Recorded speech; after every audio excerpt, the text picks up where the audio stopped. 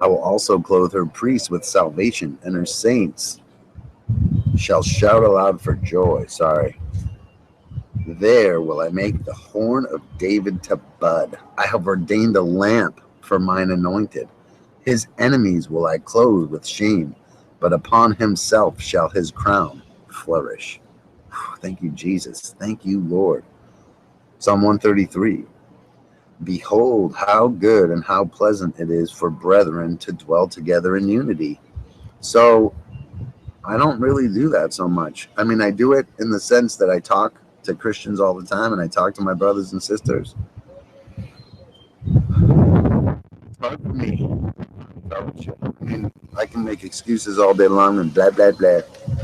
And it's baloney, because I got to tell you, we just got back from here, the Watchman in Dallas, and like, wow, it was pleasant, and it was good to dwell with my brothers and sisters together in unity. It is like the precious ointment upon the head that ran down the beard, even Aaron's beard, that went down to the skirts of his garments, as the dew of Hermon, and as the dew that descended upon the mountains of Zion. For there the Lord commanded the blessing, even life forevermore. So you get that? You go to church, you fellowship with like-minded believers, and, you know, it's a little slice of heaven is what he's trying to tell you. Psalm 134, behold, bless ye the Lord, all ye servants of the Lord, which by night stand in the house of the Lord. Lift up your hands in the sanctuary, and bless the Lord. Excuse me, the Lord that made heaven and earth. Bless thee out of Zion. I mean, that is something that I'm just not doing nearly enough. Just blessing the Lord. I'm not nearly doing enough praise and worship. You know, the day just can weigh heavy on me.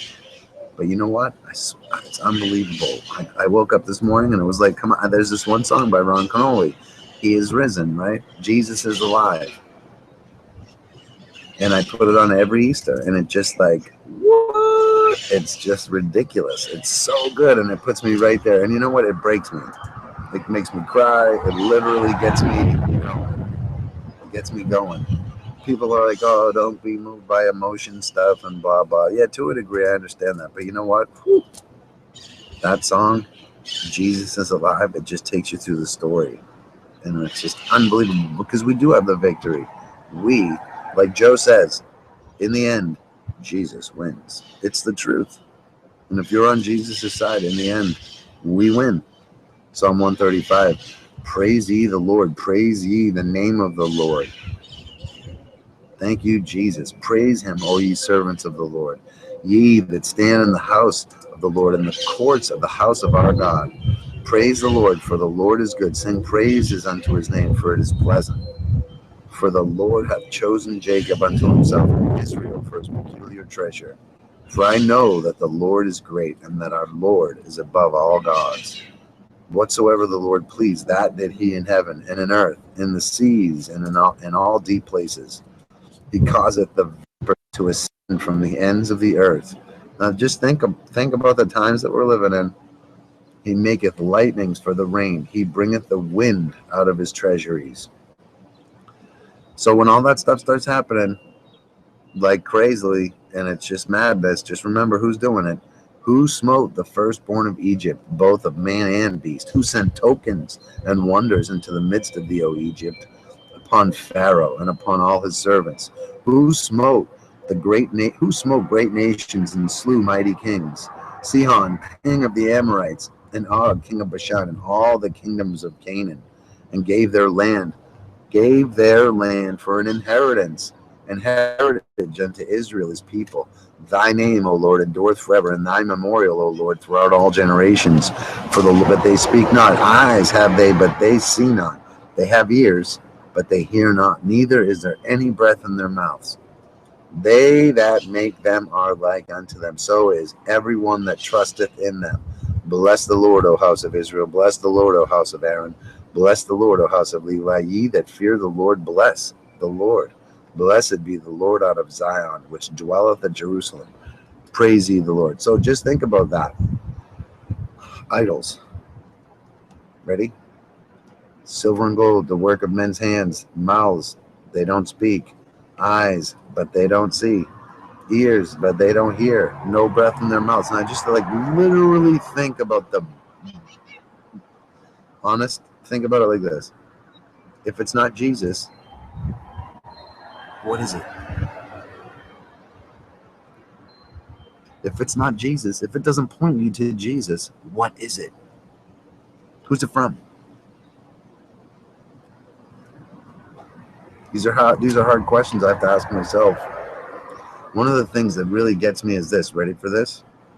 I've literally flushed decades of my life down the toilet watching television, playing video games. Actually, this is how I would hold my controller, because like I could like really like to print. I could really, it was good. You know what I mean? Seriously, I lived in this game called Halo for a long time.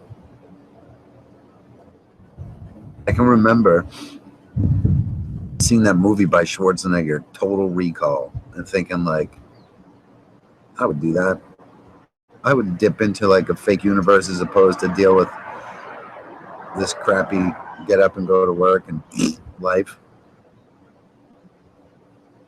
I remember there was a time, and it freaks me out because like I accepted Jesus when I was a small kid, 10 or 11 years old, somewhere in there. I think it was 11, whatever. And I've known, right? And I ran. And it wasn't until a couple of years ago that the Lord, and honestly, like put it before me, like, what are you gonna do? What, and more importantly, it was like, what are you doing? You're not thinking this thing through, kid. You're gonna wake up one day and it's gonna be too late. You're gonna have blown all that time and all those opportunities that I gave you to turn around and deal with your stuff. And you know what? It freaked me out. I started thinking about it, and I have seen more than my fair share of death in this life already. Thank you, Jesus. Thank you, Lord, for bringing me back, because he freaked me out. And then you know what happened? People, you hear about ℊvõ and these guys, and they talk about downloads and all that kind of stuff and all that. And you know what? It was very similar. It was very similar to that. It wasn't quite like a download, but it certainly was something different. My wife will tell you, like, it was an overnight thing. It was different. Once I said, okay, here you go. That's it. Take it. And listen, I still struggle. I still want to grab that wheel and pull it and think, I know better, but I do not. When I grab the wheel, I crash the car. It's just that simple. So I'm doing my best one day at a time. One day at a time. His mercies are new every morning. I want you to think about tithing, right? And you guys all want to think like it's about money, and sure, can be, but more importantly, the only thing that you really ever possess in your life is your time. How are you spending it? God gives you a new day if he so desires, and he wants the first fruits of your increase, which is this morning I woke up and it's like, whew, here's my another increase. The most precious thing I can have is a day. Here it is, Lord. Here's the first fruits of my increase. Yep, I do it. I'm not even kidding you. Every day. Every day I do it.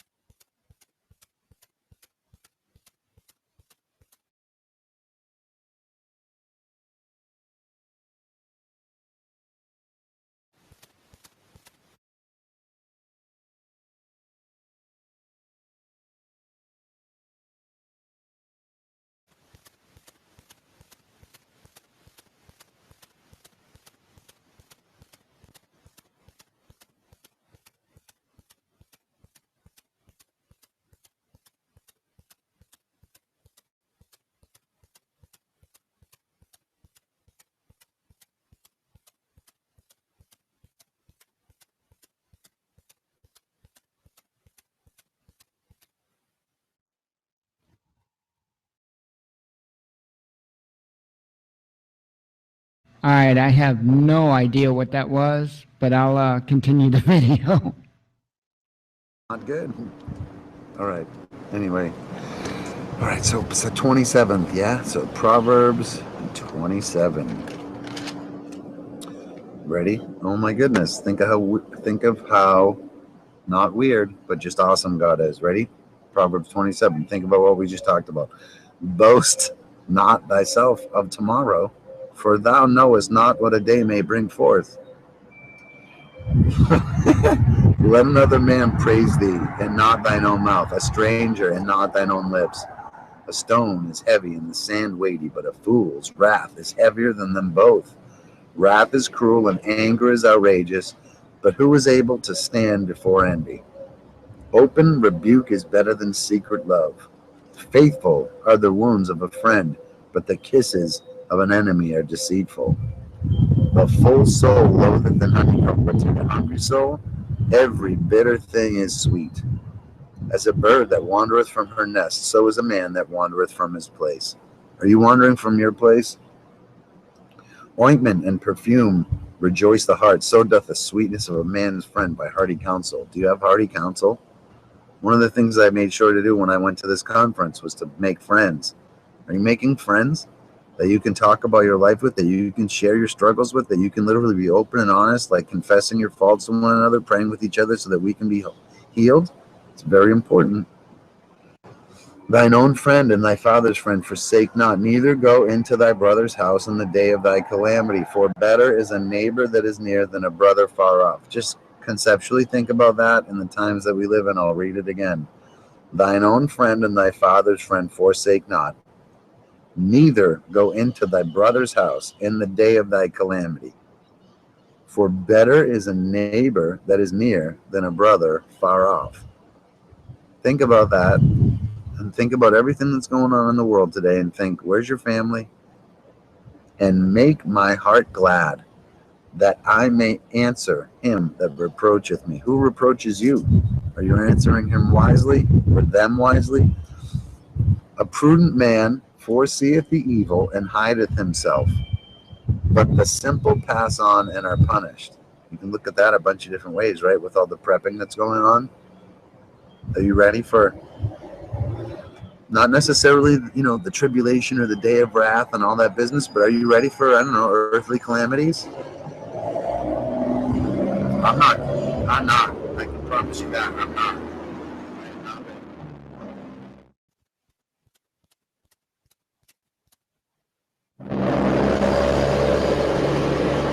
This is where Rhonda comes into play, and Rhonda's blessed on that whole prepping, penny prepping stuff, right? I don't have money to buy supplies and all that business, like top shelf, already done and all that. I have to figure it out on my own because I don't have money, right? I'm one of those people that live paycheck to paycheck, right?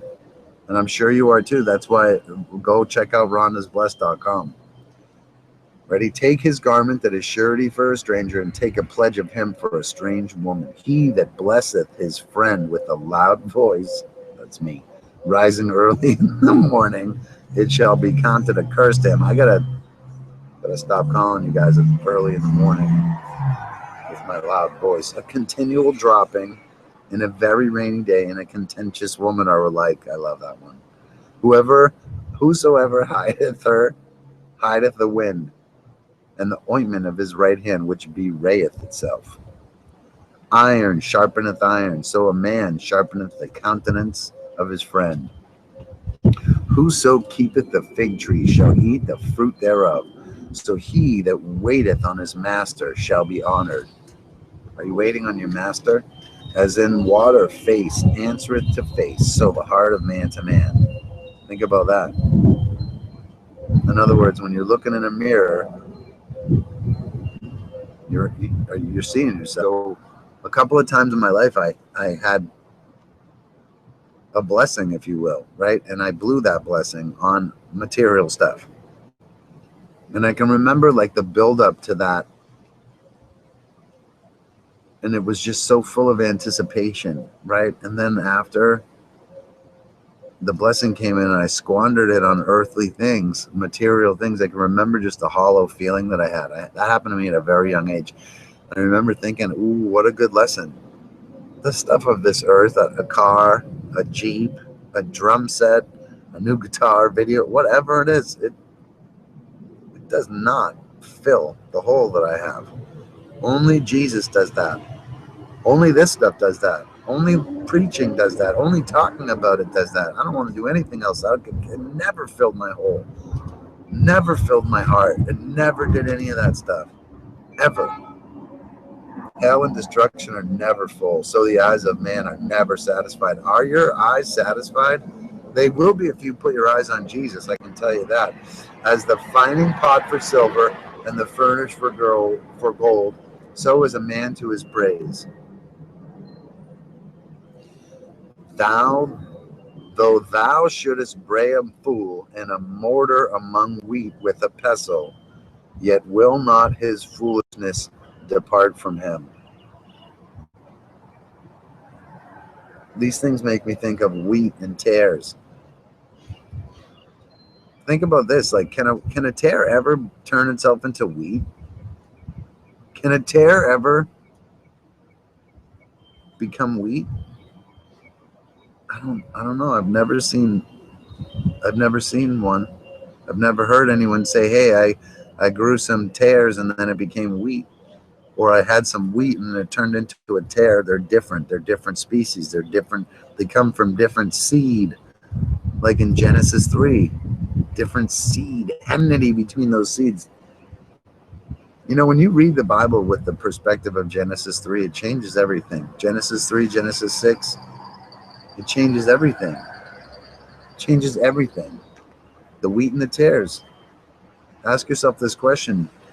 Did the tares know that we're wheat? Do you know that there are tares? They look just alike. Imagine that. Let me ask you a question.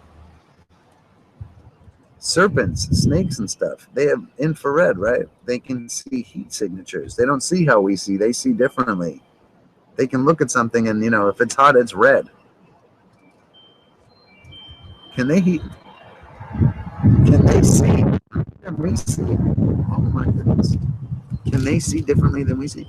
Do they see, do tares see wheat and know that that's wheat and that we're different than them?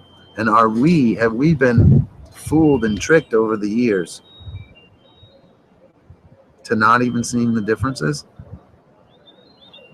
Good questions, huh? Happy Resurrection Day. Be thou diligent to know the state of thy flocks, and look well to thy herds. Did you know that you have herds and you have flocks? We're all shepherds. Do you know that? You're a shepherd, whether you like it or not. You're a shepherd. You've got a flock. You have a sphere of influence. You have people that you can touch, people that know less about this stuff than you do. Are you helping them? Are you leading them? For riches are not forever, and doth the crown endure to every generation. Are you donning the crown for this generation? The hay appeareth, and the tender grass showeth itself, and herbs of the mountains are gathered. The lambs are for thy clothing, and the goats are the price of the field. And thou shalt have goat's milk, enough for thy food, for the food of thy household, and for the maintenance for thy maidens.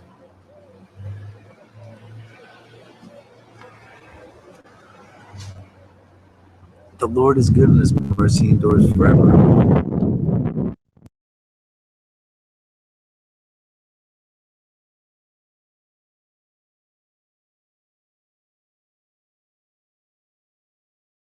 And for everyone.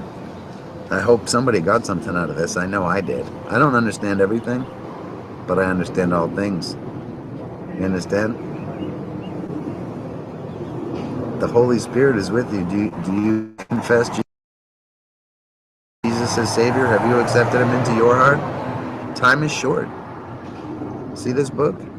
This is the story of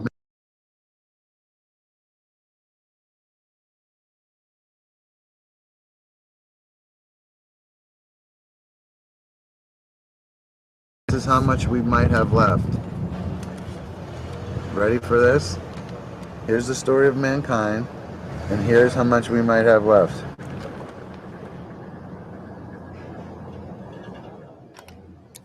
You see that? Not much. Only a few pages. We're right here, somewhere in the middle of it. Only a few pages. We're right here in the middle of it. Think about that. Think about that. Here's the book. Here's the story.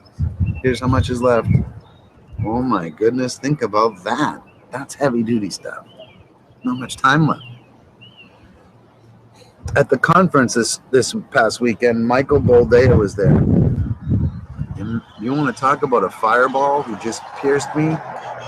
He said something. He said, you guys are not entering into the fullness. Not everybody's entering into the fullness. And he was like, and basically what he said was, it's sin. You have a sin. You have willful sin. There's something in your life that you're letting stand in the way of you and Jesus. So you're not hearing fully. Ouch. What's in your life? Is there anything? Do you have anything? Do you have any willful sin? It's time that we all literally root out the willful sin. Fast that stuff. Think about that. Think about doing that. Ready? If you have willful sin, fast it. Give it up for a few days. Pray. Pray. Fast it. Fast it to the Lord. Jesus said some really specific things, right? Oh, we can't figure out we can't cast this demon out. What did he say? This one only comes out. Some of them only come out through what? Prayer and fasting. Do you have any stuff in your life that you just can't shake? Fast. Pray.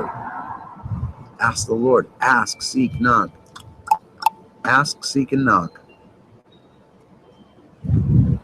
God bless you all. Happy Resurrection Sunday. Blessed day ever.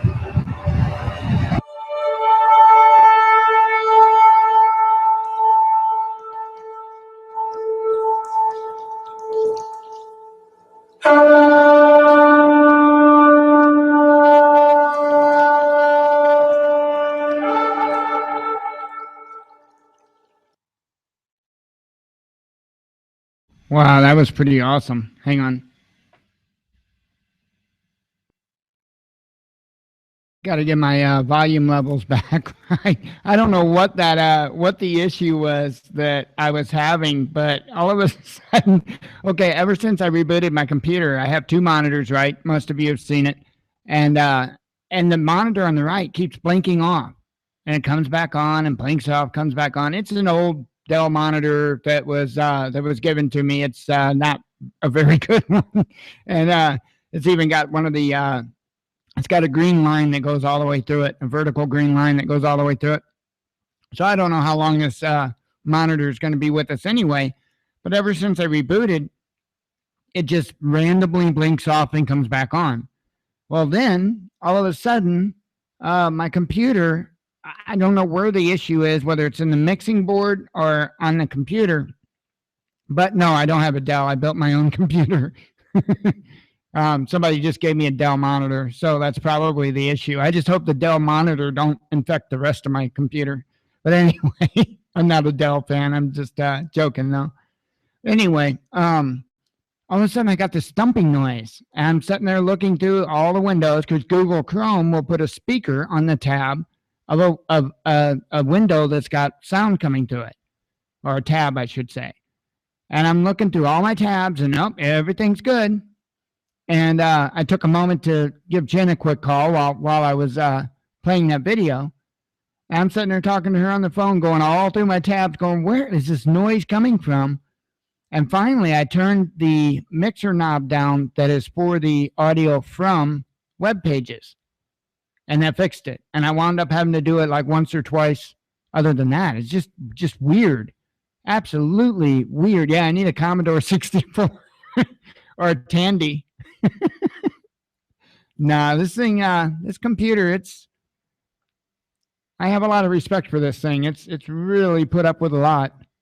I was just telling Michael Connolly earlier today, because he's in the process of putting his computer together, and I was just telling him earlier today that computers can take a little bit more than I don't recommend anybody doing this, but I've had to I'd had to move quickly on a few different occasions. And so I'll take the key or the mouse, and I'll wind the cord up, stick it inside the case, along with other different components and stuff. I just put inside the case. I never recommend doing this. Then I'd put the computer in the trunk of a car or whatever, and then go wherever I'm going. And because he was worried about damaging components on his computer, and I'm like, they're sensitive, but they will take a little bit more than what most people would think. Mine has definitely been ran through the ringer a few times, and it still chugs along. It does pretty good. But anyway, I wanted to play that from Hagman and Hagman because it is Easter, and I really didn't catch a lot what was said, just the ending of it. Paul Begley and or Father Fear also did one, just 3 minutes, and I'll play it real quick, and then we'll get back on with the news and stuff. Oh yeah, I was going to show something else too. Let me refresh this tab. Just in case anybody would happen to be in any affected area. Here is the current Midwest radar. So if anybody's in an area near this, just be aware. There's not, I don't see any tornado watches. I only see some thunderstorm warnings.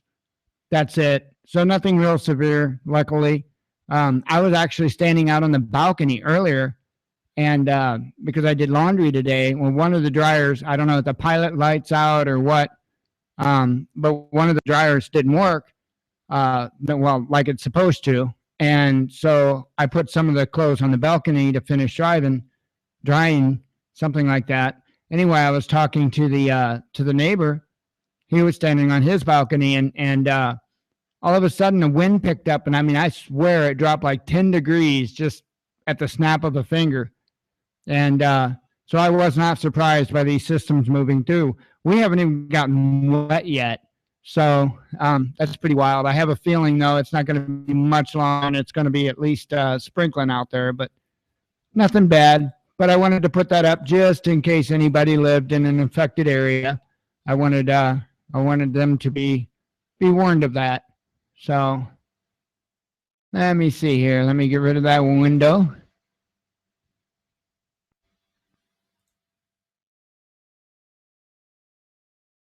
All right. Making sure we got the web page back up. And by the way, if anybody missed it or haven't read it in the ticker tape, I noticed that ticker tape kind of goes unread. But anyway, I just wanted to let you guys know, and I'll bring up the site page real quick right here at the top. If you're interested in hosting a show and a website, and you don't have to fret about the website, I can help out with that.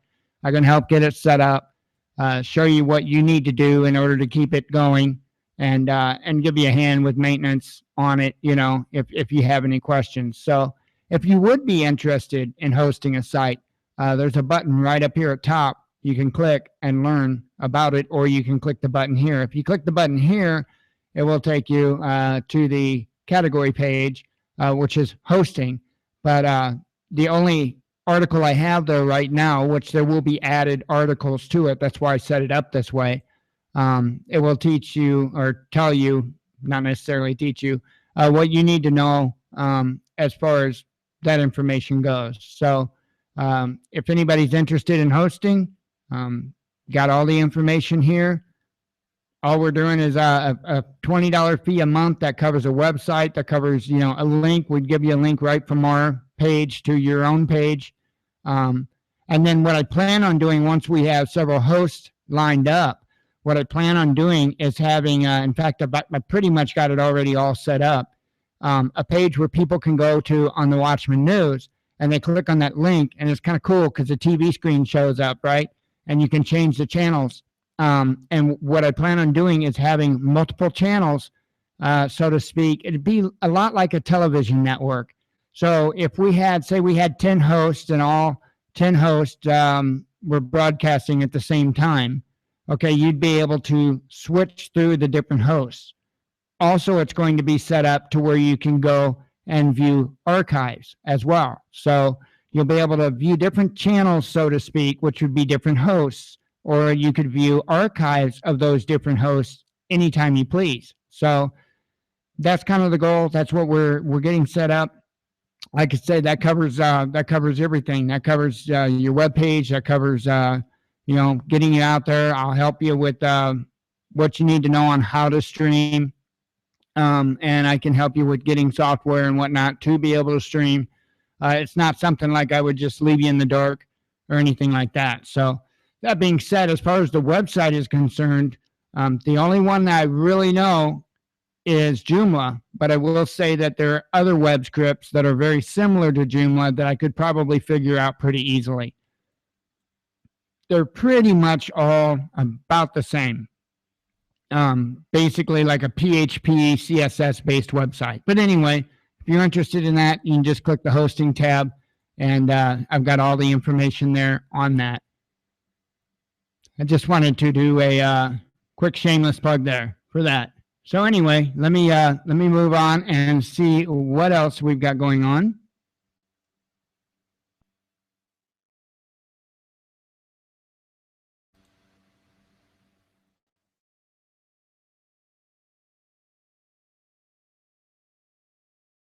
I know there was quite a few other stories. I'm waiting for the thing to catch up. I don't know. This is acting real weird. Computer's running real slow for some reason. And I don't know why, considering that I rebooted.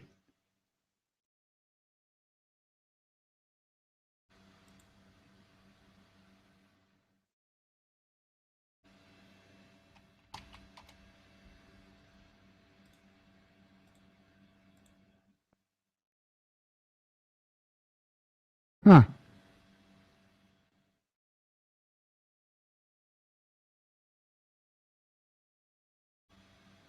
Oh, show the streams going out and everything like that's fine.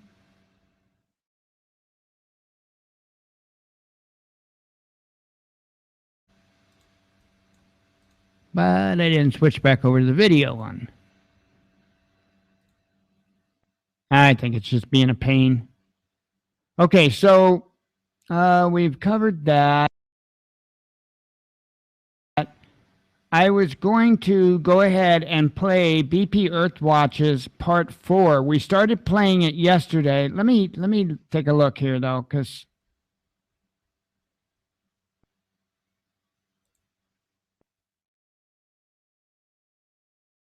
I don't want to get into like a 20-minute video if there's stuff that really needs to get out quick.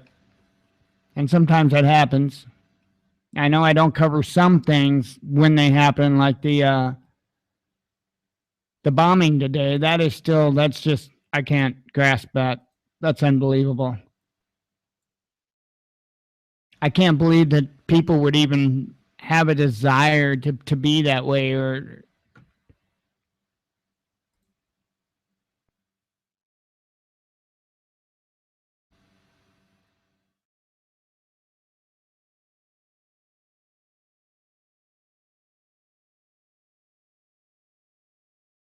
oh wow, I had to play with that tutorial. Photoshop tutorial on how to transform photos into watercolor paintings.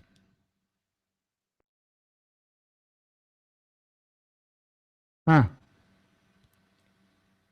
Freedom Fighter Times. I want to make sure I get that one. Bunch of bald eagle deaths. Nighthawk hiding the eggs. I hope he hangs in there. This ain't the easiest thing to do, but it's not terribly hard or anything, but it takes a little while. It takes a while to become established. I put roughly a year and a half in, and I don't know if I would say I'm established at this point or not, but I'm sure doing better than I was for a year and a half. All right. We're going to check this out. It's Freedom Fighter Times, and it's titled The World War III Prediction of Albert Pike is Coming True. Wake up.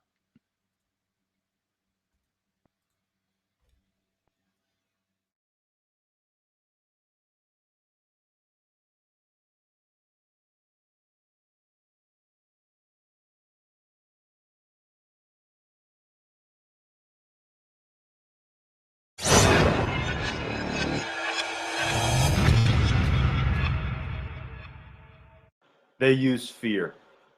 No, I'm not talking about ISIS. I'm talking about the elite. They use fear to control people.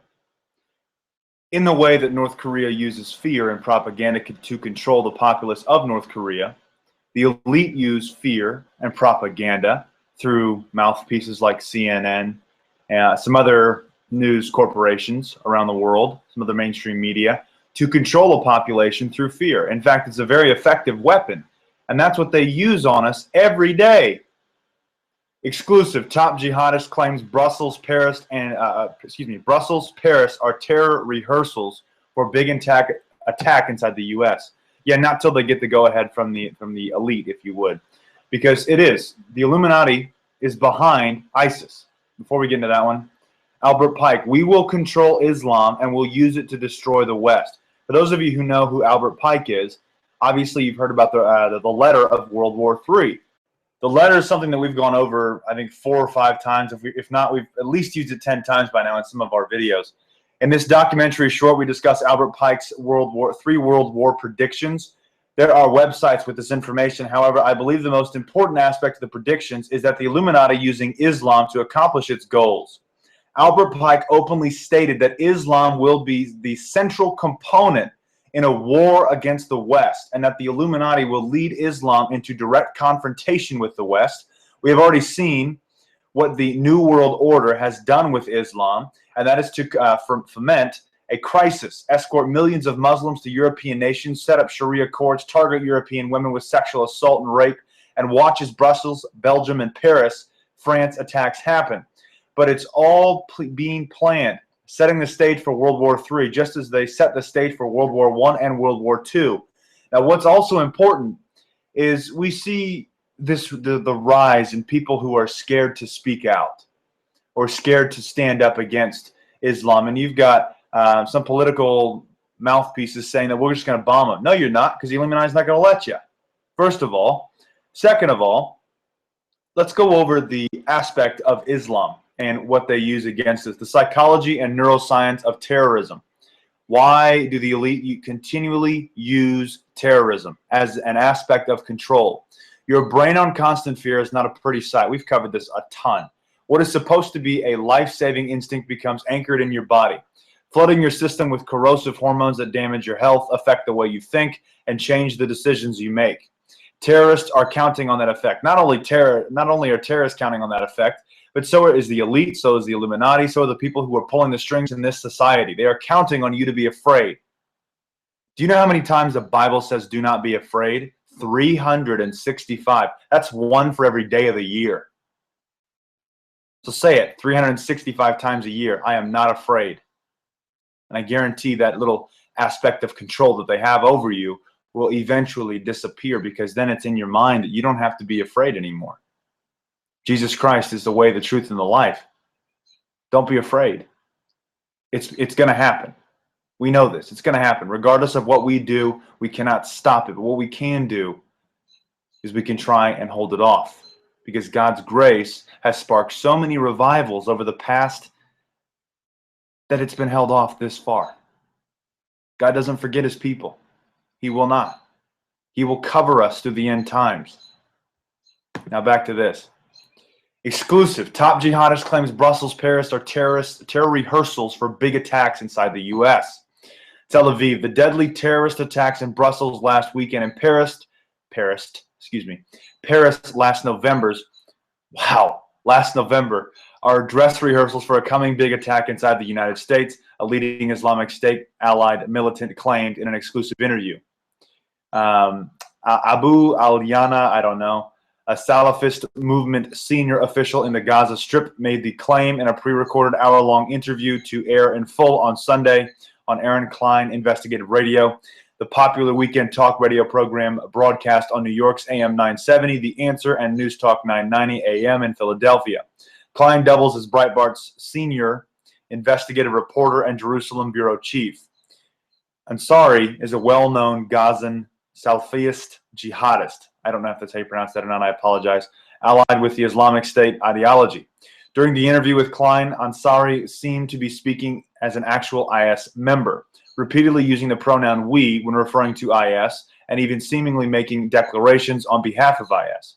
IS has been reluctant to officially declare its presence in Gaza for fear of a Hamas clampdown, but the group is known to be active in the coastal enclave, and Ansari is a suspected IS leader.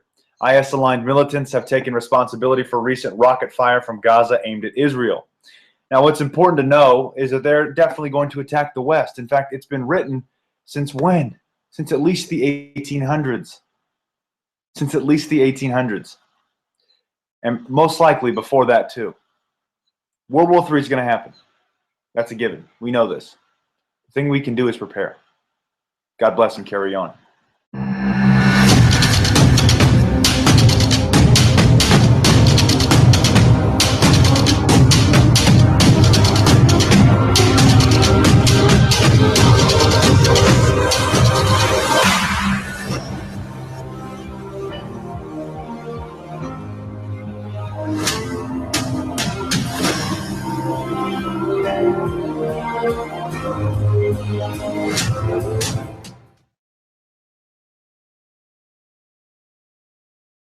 Alrighty, I was overcutting me up a couple slices of bread, warming me up some spaghetti for dinner. Yum yum. So I guess there are some that are unaware of this, and I am going to read at least the BBC version of it, so that you guys are aware of it. This happened earlier today. Pakistan explosion leaves many dead at Lahore Park. I hope I'm pronouncing that right. At least 69 people have been killed and scores injured in an explosion at a public park in the eastern Pakistani city of Lahore, officials say. The park was crowded with families, some celebrating Easter. Many victims are said to be women and children. Police told the BBC it appeared to be a suicide bomb. A Pakistan Taliban faction said it carried out the attack. Pakistan's president has condemned the blast, and the regional government has announced 3 days of mourning. All the major hospitals in the area were put on an emergency footing after the blast early on Sunday evening. The explosion appears to have been at the main gate to the Gulshan-e. Oh gosh. Yeah, I don't know how you say consonants together like that. But at that park, in an area where cars are usually left, and a short distance from the children's swings. One eyewitness said there was chaos, with a stampede starting and children separated from their parents in the rush to escape.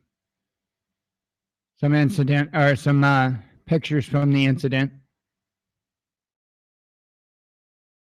Another man told Pakistan's GOTV station he was heading towards a fairground ride with his wife and 2 children when he heard a huge bang and all 4 of them were thrown to the floor. Hassan Imran, 30, a local resident who had gone to the park for a walk, told Reuters, when the blast occurred, the flames were so high they reached above the trees and I saw bodies flying in the air.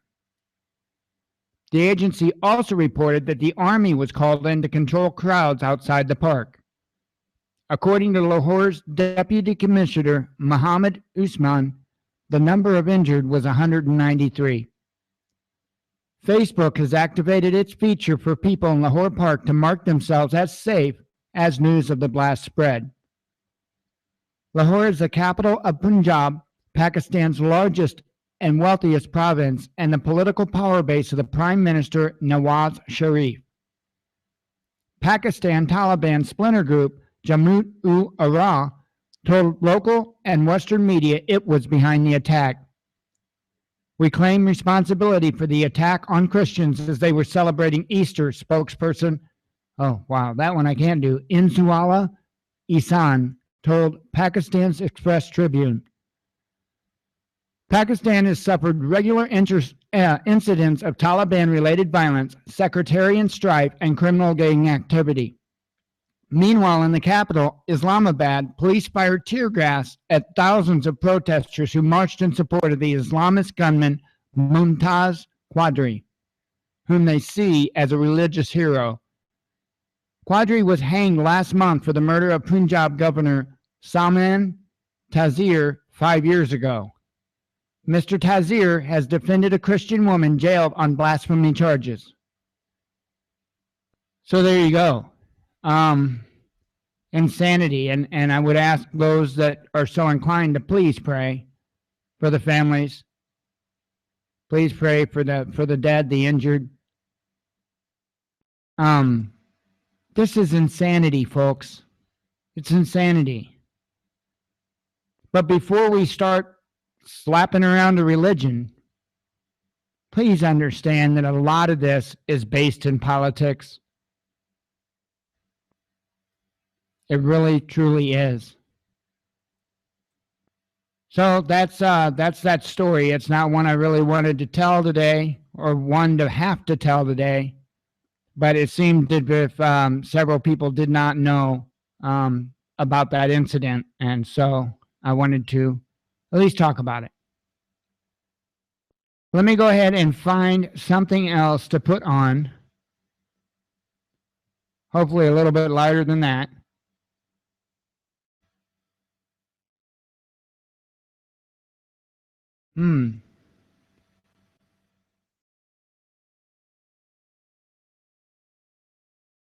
Okay. Yeah, well, we'll go there. Why not? We Are Change.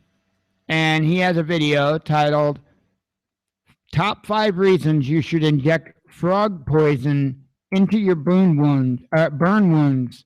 And it says Cambo. I'm not quite sure what he's talking about, but let's see. Let's find out. Yeah. Buckets is here. Use the buckets. Oh.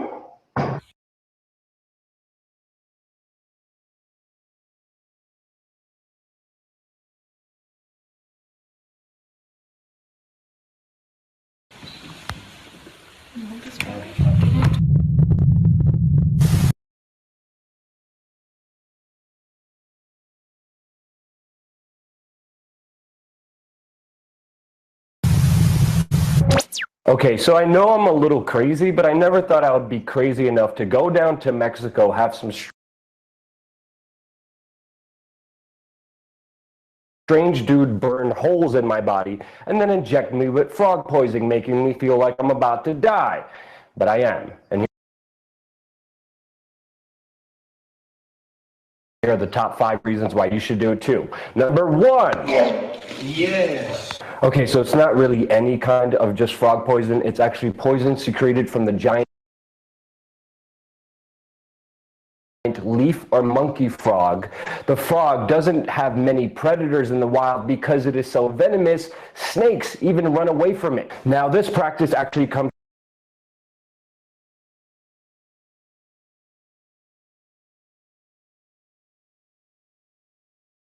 from indigenous tribes throughout history who view this as a way to gain strength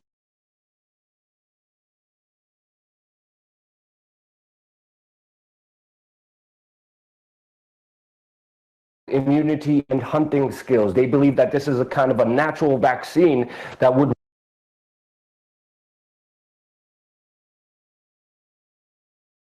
ward off any illness and also increase attractiveness. But I don't know what's really attractive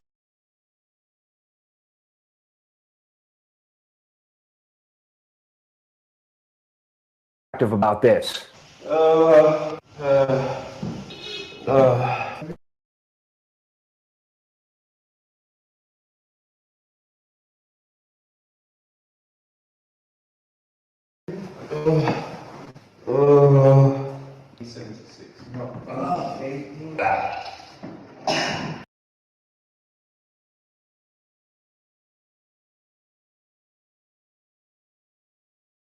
Now, combo, the frog poison actually stimulates a very strong physical reaction with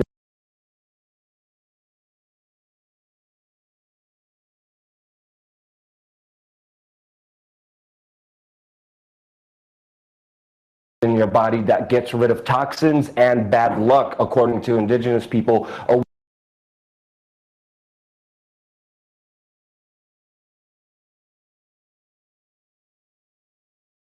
Away from your body and spirit. Many people who use it report an immense physical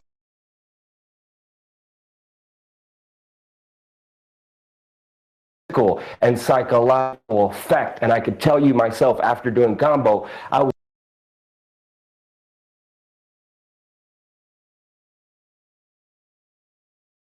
was puking up bile from my liver that my liver was using to detoxify my body.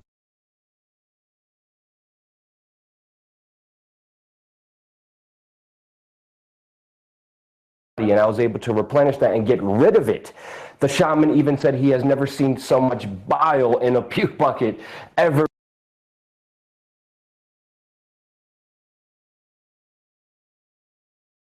before in his career, so it was good to get rid of that stuff. Number 3. Yeah.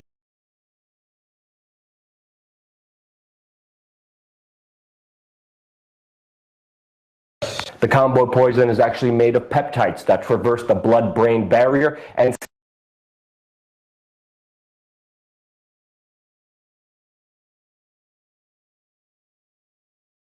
stimulate the endocrine glands of the brain, resulting in an immense effect and deep cleanse of the body and mind. Because of so much blood rushing to your head, you not only face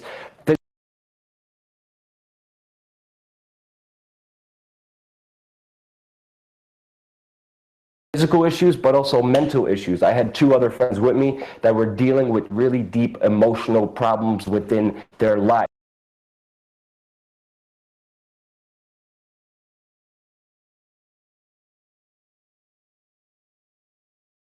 Because of the combo, it affected it. They had to face it. They actually broke down and started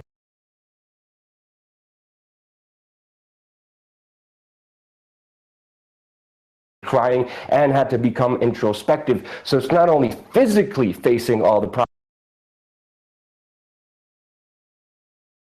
problems within your body, but also mentally. Number 4, the combo poison actually has antibiotic properties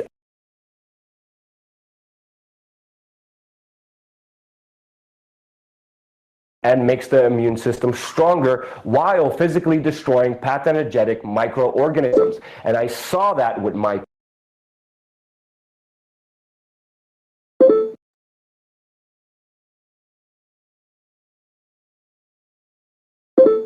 puke with these little white fuzzy things that the shaman and all the people around me said, holy crap, you have a whole lot of parasites in your body. But I was able to purge them and get them out of my system, and it was just a sight to see them in the bucket. Number 5, the combo poison is known to be an anti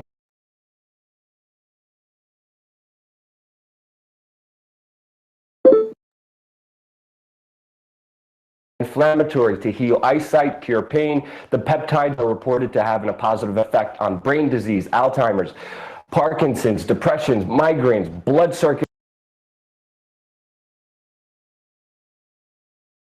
problems, hepatitis, and the list goes on and on, but take this with a grain of salt. Of course, the results vary depending on the person. Everyone will have a different reaction on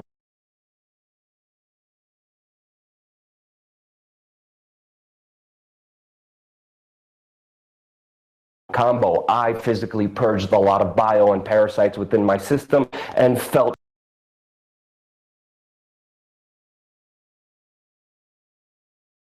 amazing and great. Other people had emotional breakdowns and smaller physical purges within their bodies. But if you have a heart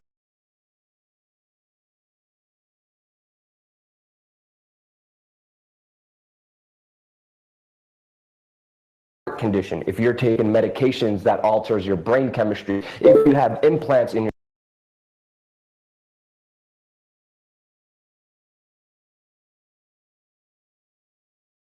body, do not take combo because it is not safe for you to do so. It is definitely not for everybody. The physical pain, the agony, the pressure, the amount of just grueling and tiredness that you will face doing combo is something I have never faced within my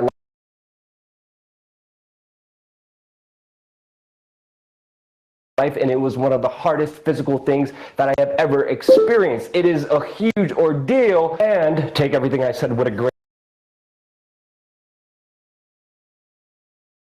grain of salt because everyone's effects are totally different once you actually do this. Now, personally, I'm doing great. I'm feeling happy. I'm feeling good. I'm feeling motivated. I have a little bit more energy. But honestly, after that intense experience and purging so much, I'm still trying to take it all in.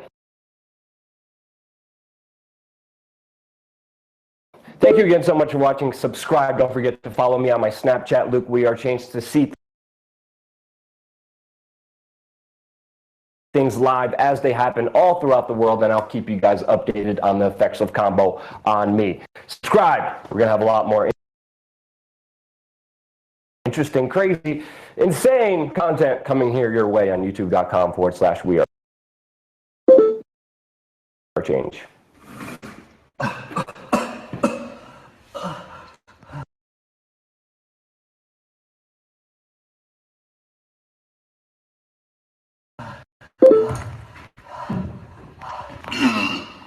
Okay.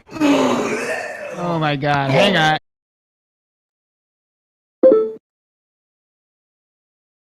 I won't make you guys go through that. I can definitely think of better things to do with my, here, let me get a different screen on there for you, or I'll just pull it up.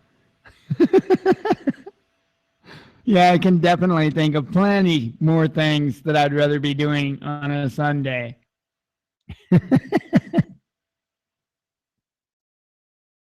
Oh, wow.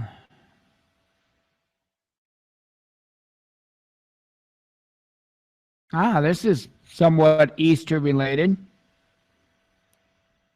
I have to grab my spaghetti before I burn it. This is also from the Hagman and Hagman report. It's titled, and it's not as long as the other one. It's titled, Hear the Watchman Baptism, Texas 2016, photos by JD of Neptune Diary.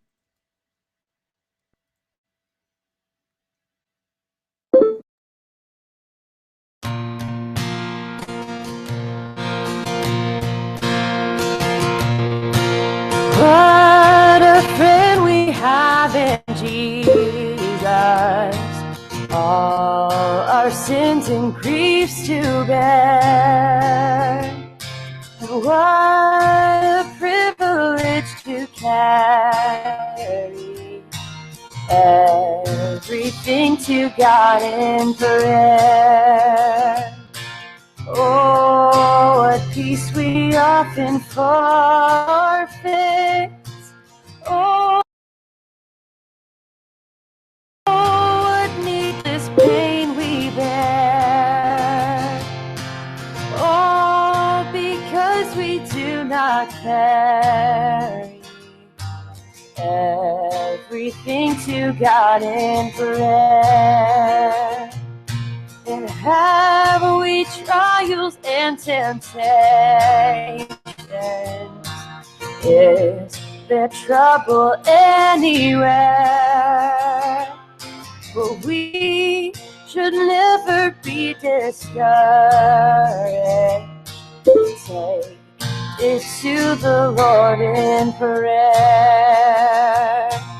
Can we find a friend so faithful who will all our sorrows share?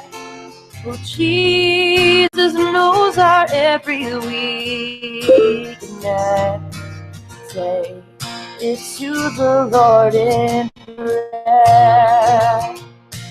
Jesus knows our every weakness. Take it to the Lord in prayer.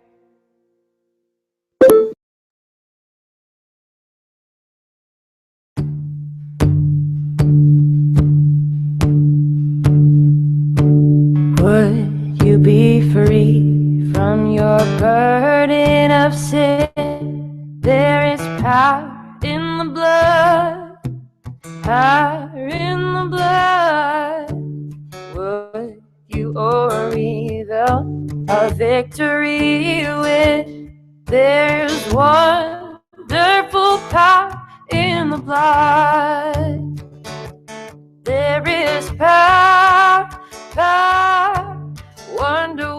working power in the blood of the Lamb.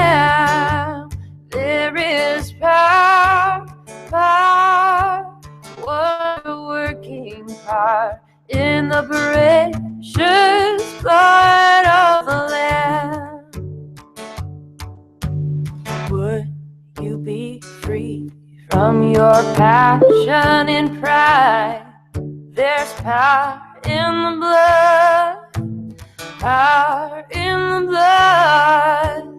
Come for a cleansing to Calvary's side. There's a wonderful power in the blood. There is power, power, wonder-working power in the blood of the Lamb. There is power, power, wonder-working power in the precious blood of the Lamb. There is power, power, wonder-working power in the precious blood of the Lamb.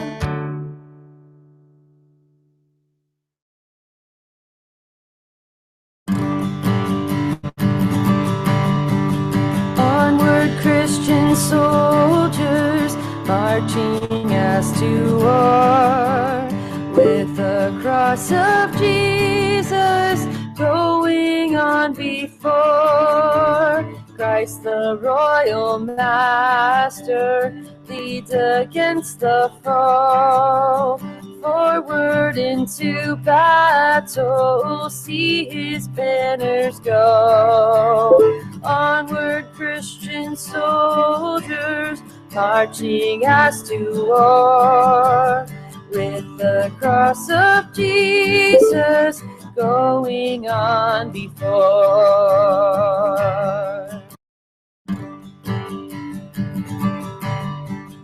Onward, Christian soldiers, marching as to war, with the cross of Jesus going on before.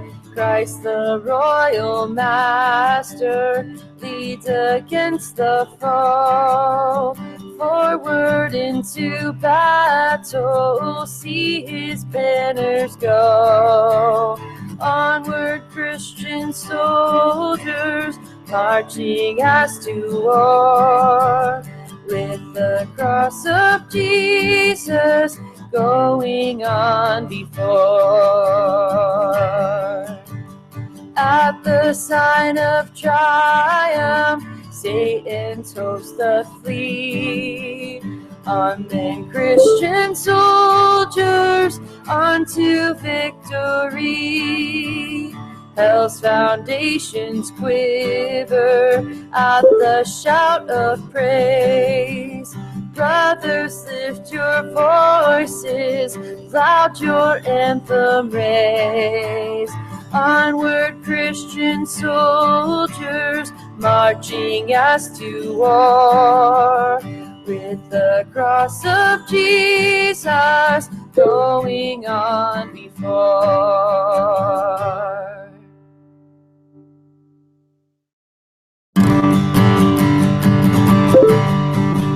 Onward, Christian soldiers, marching as to war, with the cross of Jesus going on before. Christ the royal master leads against the foe. Forward into battle, see his banners go. Onward, Christian soldiers,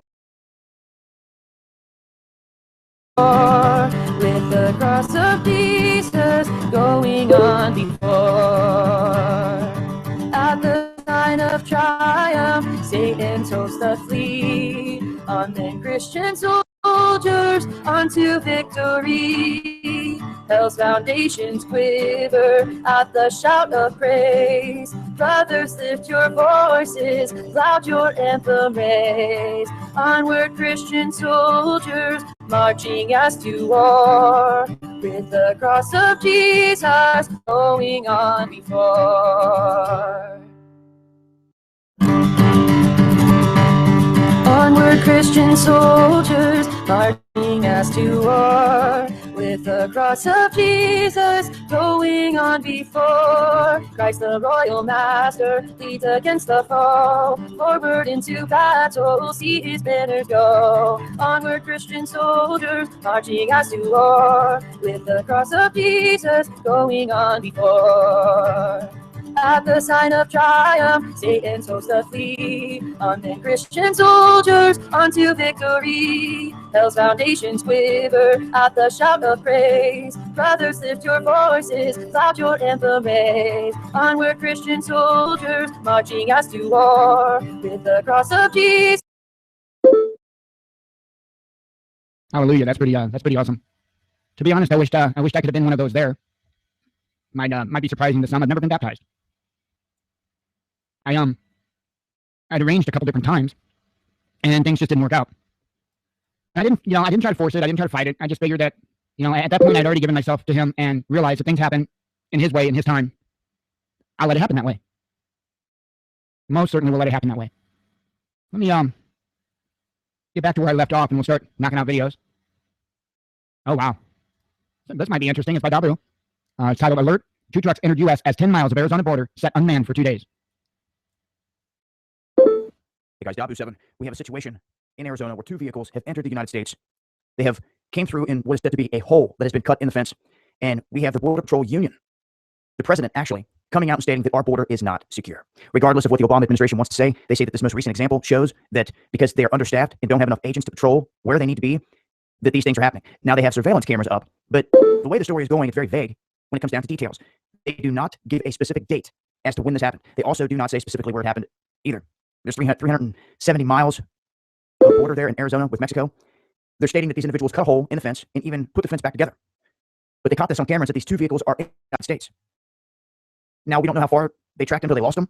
And what they're stressing is they don't know what was inside of these vehicles. They have no idea what was brought into the United States.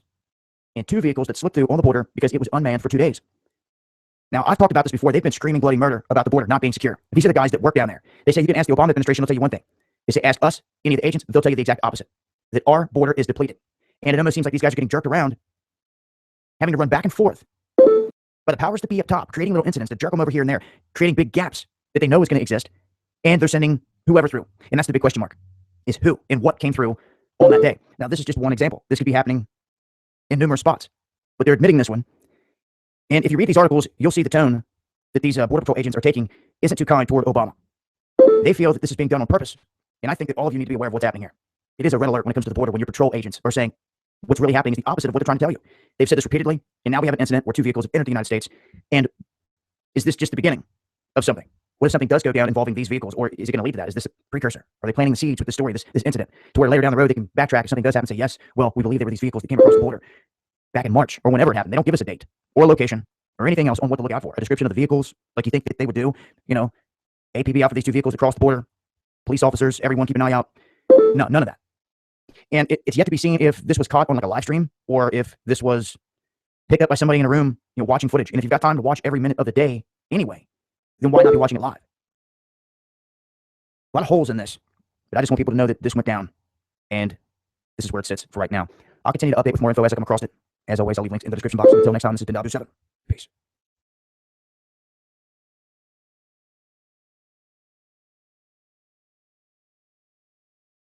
Wow. Professor Doom had done a video on this, kind of the opposite of what we covered earlier. And actually, I think he also did a video on what we did cover earlier. Idaho governor signs gun bill, no more permits required. Hey, here's a story, in case you missed it, for all of you people over there in the potato state of Idaho. Governor Otter signs permitless carry legislation that goes into effect, is it July 1st or June 1st? I think it's July, for Senate Bill 1389, and already endorsed permitless carry legislation.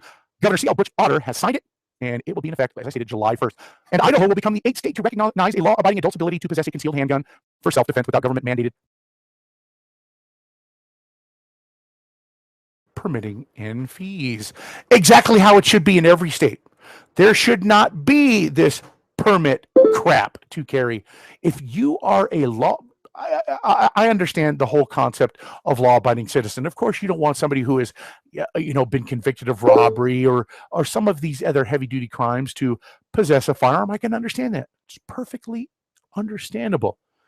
But when you have law-abiding citizens who their Second Amendment right should not be infringed, why should there be instituted anything that would require you to have a permit to carry a handgun? Well, just saying, if we could get all of these states on board, these lawmakers, to reverse all of this crap, well, I guarantee you there would be far less crap going on than what we're seeing in the news today. So, as I just explained to you about a law-abiding adult's unconditional right to keep and bear arms for self-defense in the manner he or she chooses. That's right. Nothing in the Second Amendment says that you can only carry or have your gun at your home, right? It says you have the right to bear arms. That means you have a right to bear arms at all times, 24 hours a day, no matter where you may be. And that's exactly what was instituted right here with this Senate Bill 1389. Check out this link. Here's the story right here. And you know what? Thank you, Mr. Otter. Wow.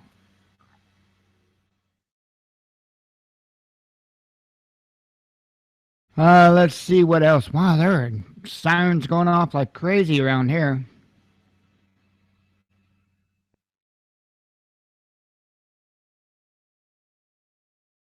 I guess I'll do this. Why not? We can celebrate more than just Easter, I think. This is a video by somebody who we started watching. Now, I've been watching this guy for years, but as a channel, we have just not too long ago started playing his videos on a regular basis. And I think it's fitting to both celebrate Easter and celebrate Engineer 775 turning 50.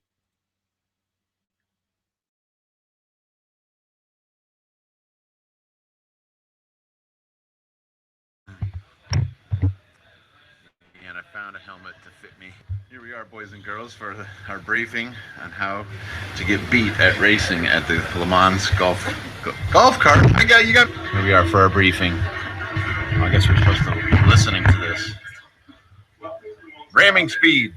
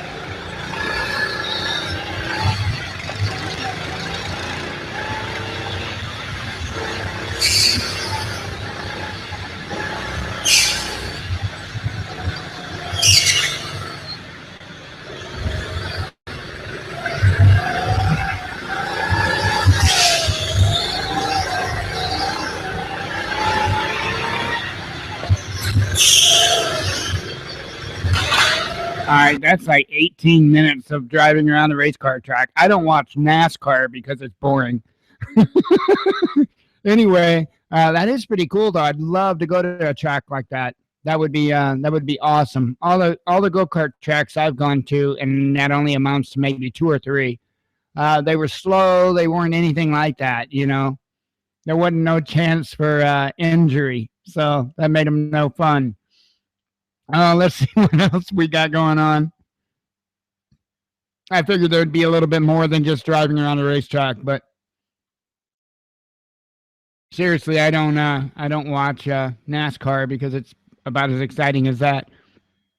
South, and I'm not attacking NASCAR. If there's NASCAR fans here, you know, have at it. I do like drag car racing, though.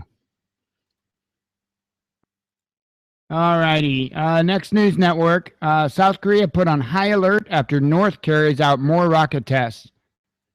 Earlier we had on a video that showed allegedly,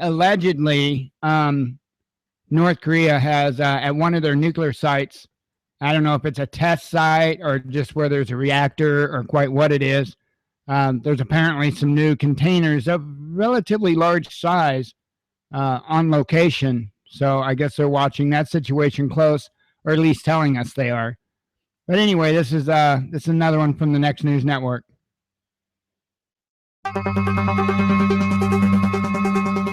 South Korea has been put on high alert after North Korea has carried out more rocket tests.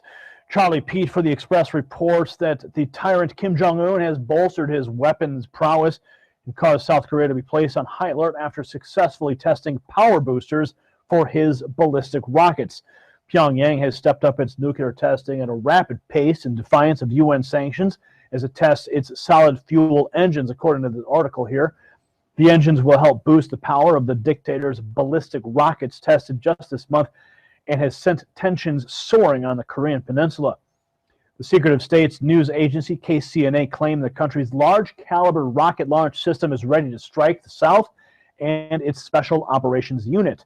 The news agency said that he, Kim Jong-un, noted with great pleasure that the successful test helped boost the power of ballistic rockets capable of mercilessly striking hostile forces. So there you have it. The full article linked in the description. If you have been following this channel, I know you have, then you know that as you're watching this, there are 300,000 troops ready to invade North Korea right now on the peninsula. A massive U.S. battle group, naval battle group there, 20,000 Marines, 290,000 South Korean troops.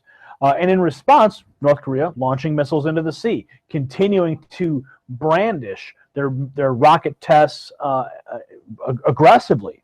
Now, we do know that North Korea last year, 2015, told the United States, told South Korea, look, we'll stop our nuclear tests. Just stop doing all these military drills. You're freaking us out up here.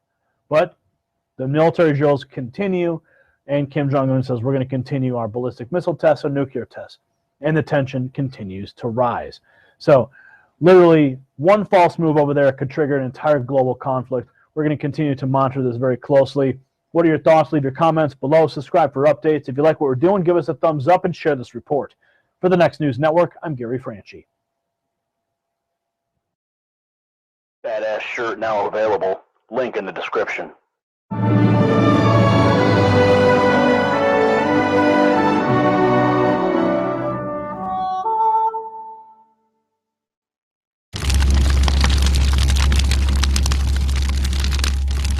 Yeah, just let me at the leader of North Korea. I'll feed him with my loose leaf notebook.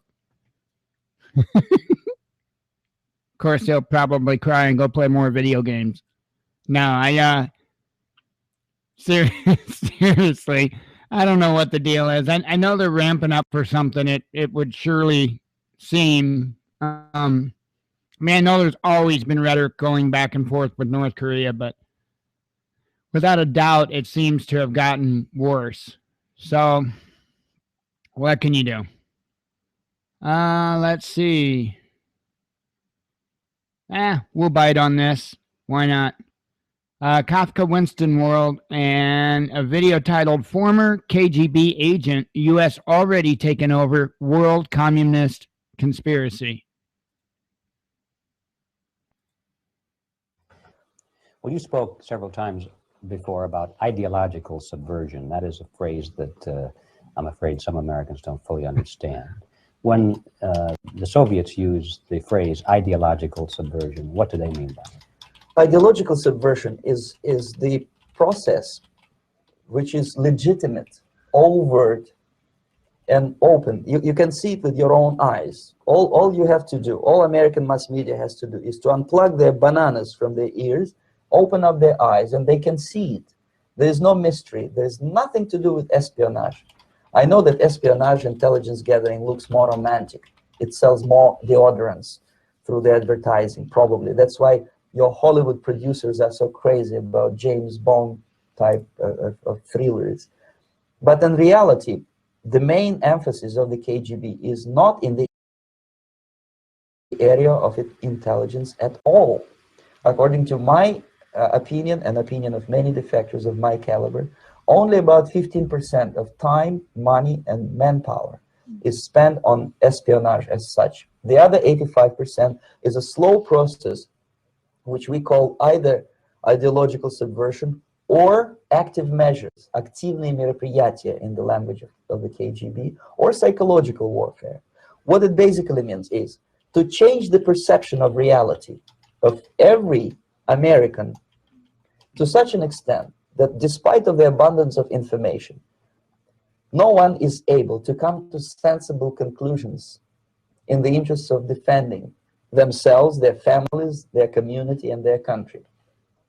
It's a great brainwashing process which goes very slow, and it's divided in 4 basic stages. The first one being demoralization. It takes from 15 to 20 years to demoralize a nation. Why that many years? Because this is the minimum number of years which requires to educate one generation of students in the country of your enemy, exposed to the ideology of the enemy. In other words, Marxism-Leninism ideology is being pumped into the soft heads of at least 3 generations of American students without being challenged or counterbalanced by the basic values of Americanism, American patriotism. The result you can see. Most of the people who graduated in the 60s, dropouts or half-baked intellectuals, are now occupying the positions of power in the government, civil service, business, mass media, educational system. You are stuck with them. You cannot get rid of them. They are contaminated. They are programmed to think and react to certain stimuli in a certain pattern. You cannot change their mind, even if you expose them to authentic information, even if you prove that white is white and black is black, you still cannot change the basic perception and the logic of behavior. In other words, these people, the process of demoralization is complete and irreversible.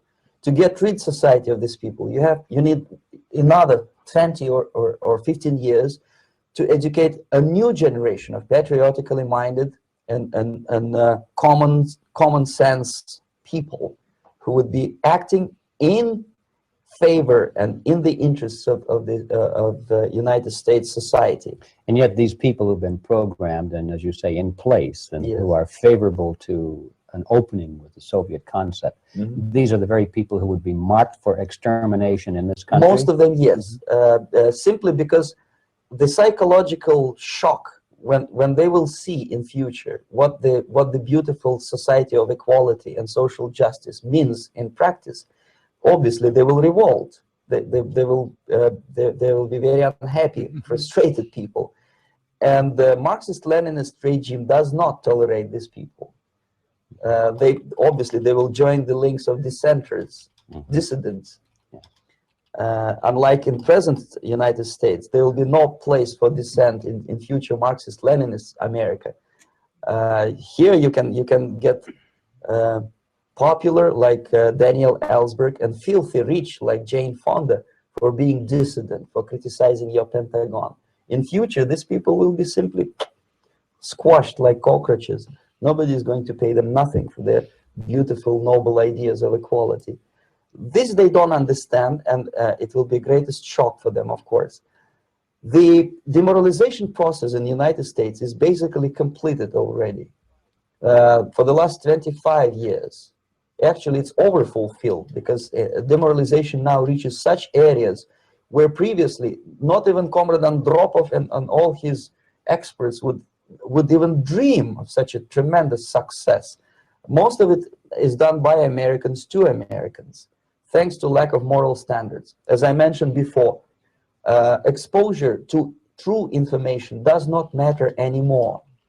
A person who was demoralized is unable to assess true information. The facts tell nothing to him.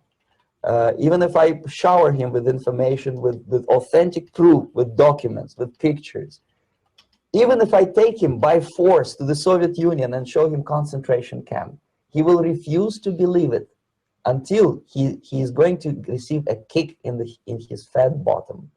When a military boot crashes his balls, then he will understand, but not before that. That's the tragic of the situation of demoralization. So basically, America is stuck with demoralization, and unless, even if you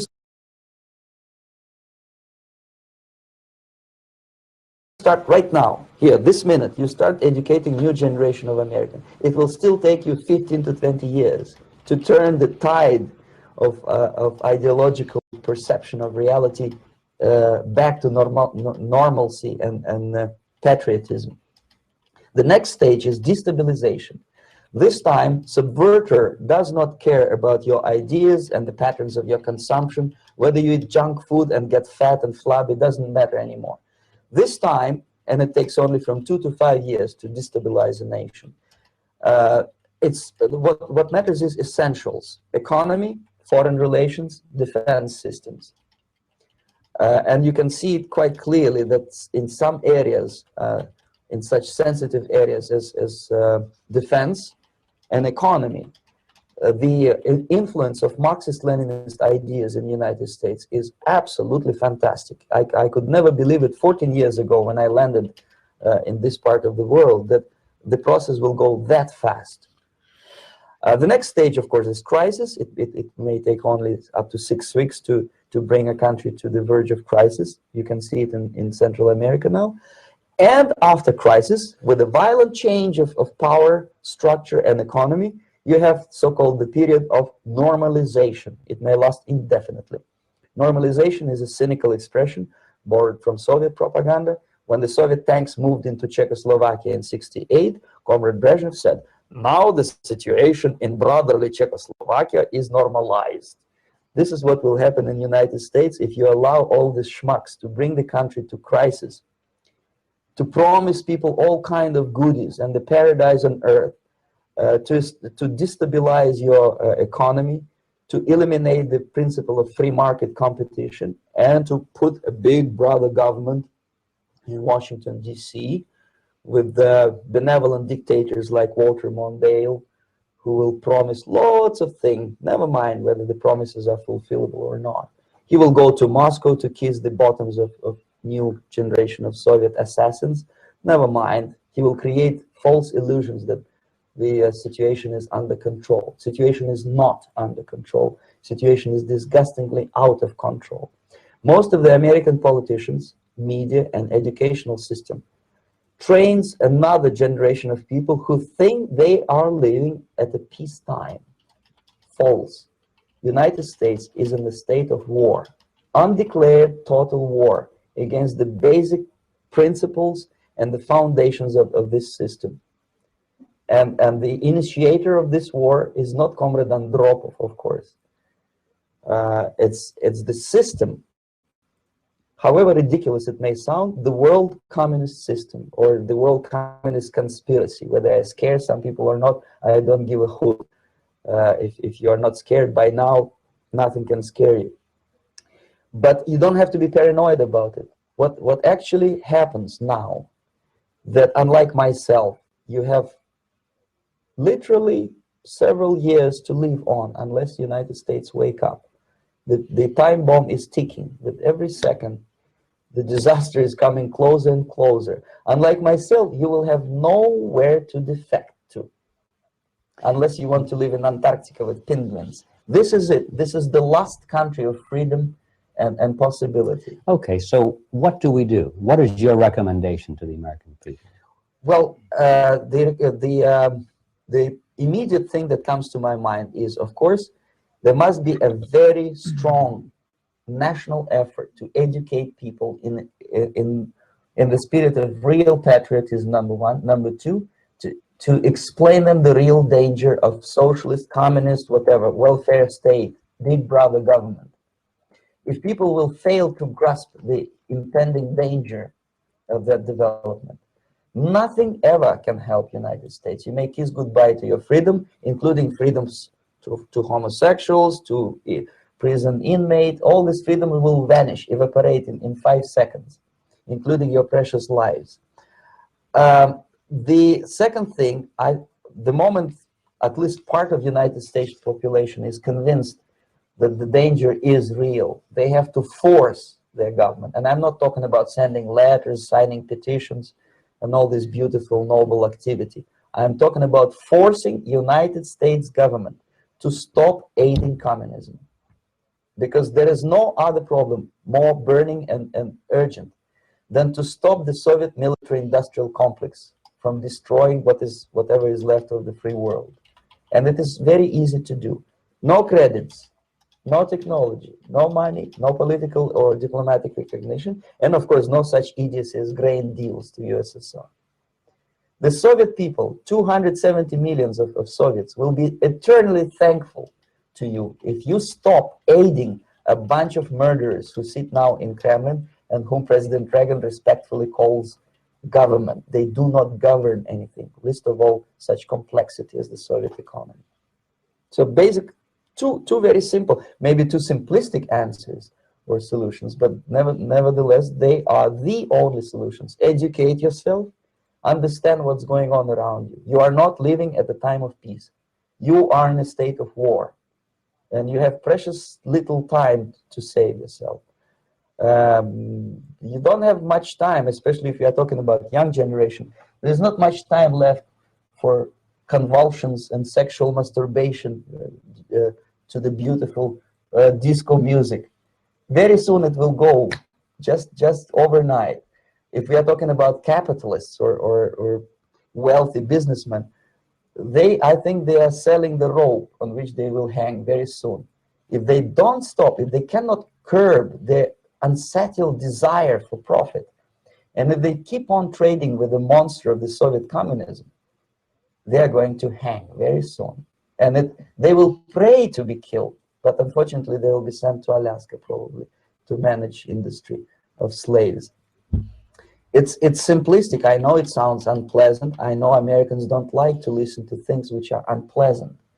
But I have defected not to tell you the stories about such idiocies as microfilm, James Bond type espionage. This is garbage. You don't need any espionage anymore. I have come to talk about survival. It's a question of survival of this system. You may ask me, what is it in for me? Survival, obviously, because unlike, as I said, I am now in your boat. If we sing together, we'll sing beautifully together. There is no other place on this planet to defect to.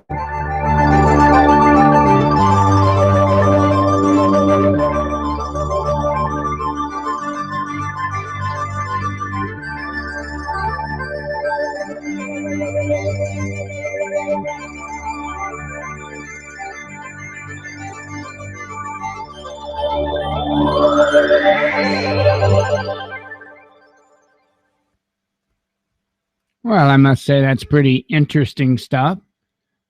All right, let me see here. Heck.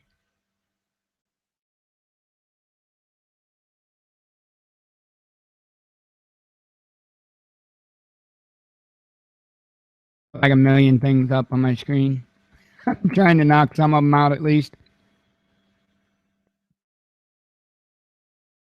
Tonight we will be having a guest, and I'll be introducing him shortly. Looking just for something to fill in a few more minutes of time. I've got something here. Professor Doom 1 is going to talk about what I assume is what we heard earlier from Dabu. Vets' gun rights under attack. Lawmakers said they want answers. So let me go ahead and play that if I quit maximizing everything.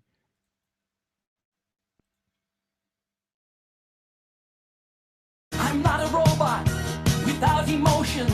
I'm not what you see. I've come to help you with your problems so we can be free. Hey everybody, indeed, Dabu7 did come out with a story earlier this morning. You can check that out. I'll leave a link in the description box. And I wanted to add to it about how serious this situation actually is. And according to the story, so far, I just want to give you just a little brief synopsis of what is presented in his video. Lawmakers want answers why VA is stripping 260,000 vets of gun rights. Understand, this is a coordinated process between the VA, the FBI, the federal government, to get the guns out of vets' hands. Anyway, my whole thing is I've done several interviews with, there's an attorney who's a veteran who is helping these vets. I did an interview with him. I can't remember his name off the top of my head. Michael something. Anyway, what the VA is doing is using this Brady Act, of course, with the federal government, to get these vets into a fiduciary trustee situation. What that exactly means is that they will tell them that, you know, hey, well, if you're having money sent direct deposit or whatever, you know, just using all of these little tactics and conning them into getting a fiduciary trustee set up with a family member, somebody outside the family, and all of a sudden, before you know it, they are being told that they cannot handle their affairs. They have a mental incapacity. Therefore, their name goes to the NICS of the FBI, and the FBI ensures that they cannot purchase firearms. But what about the guns that are already owned by vets? Well, that we see right here was an actual, this is something that has happened. August 7th, 2015, I had done an interview with one of the Ohio militia who was involved in this event right here. Breaking. VA tries to confiscate disabled vets' guns, stopped by citizens and sheriff standing guard. So why exactly was a representative of the VA going to this veteran's house and telling him that he was going to have to give up his guns? Why wasn't it the FBI? Why wasn't it somebody else? Very interesting. But it has indeed happened before. Will it happen again? I am absolutely sure of it. But what about people standing up to the next situation that may come up? Because what is it going to be deemed a psyop of some sort? Was this a psyop? Of course it wasn't. It has happened before. It will happen again. I'm sure of it. Here is an article back from April, just a few months before that event took place right here. And of course, the exact same Senate panel, Chuck Grassley, that is also involved right here in this story as well. U.S. Senator Chuck Grassley, an Iowa lawmaker who's currently the Senate Judiciary Committee chairman, finds this unacceptable of taking these veterans' guns. Yeah, I find it highly unacceptable myself. But check out the article here. Explains to you all about how this process they set up and how it works. The Brady Act, of course, they set up an act to circumvent the Second Amendment, which states clearly, gun ownership or the rights to bear arms shall not be infringed. That means that you can't institute an act that's going to circumvent the Second Amendment because you want the guns out of veterans' hands. Why would you want that? Well, of course, because they have been trained to go to war. And if there was ever to be any kind of war, a revolution, or anything else, they're going to want to prevent that. Well, why would they want that? Because they know that in the future, what they have planned for the United States. What exactly that is, we can only speculate, but I'm sure many of you have given this some serious thought. But anyway, the vets must appeal through the VA to regain control of their benefits, which can be a complex and lengthy process. Like I said, these doctors right here in the VA are in collusion with the federal government to get these veterans to get into these fiduciary trustee situations. And of course, it takes them this lengthy process just to get themselves out of it. Any vets out there, listen up closely to what I tell you. Do not enter into any fiduciary trustee situation through the VA. If you're going to do it, don't tell them about it. Just let somebody handle your affairs through you, and don't get involved in that situation right there. This act, this Brady Act that puts these veterans in this situation needs to be done away with. As I stated, there is nothing that they could institute that in the law circumvents the Second Amendment and your right to bear arms. Again, it states, shall not be infringed. That means in no way, no how can anything be done to circumvent your rights. And that's exactly what they're doing. All right, everybody. I'll leave the links in the description box, and thanks.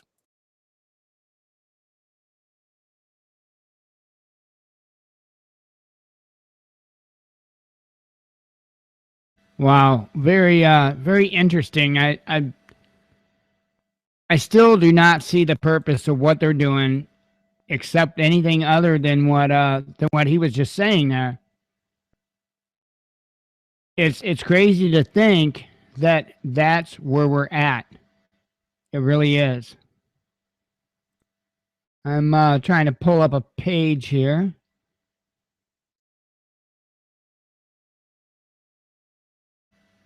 One moment.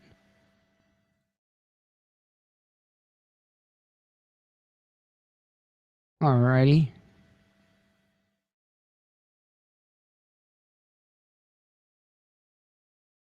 All right, let me go ahead and get Kathy called in here.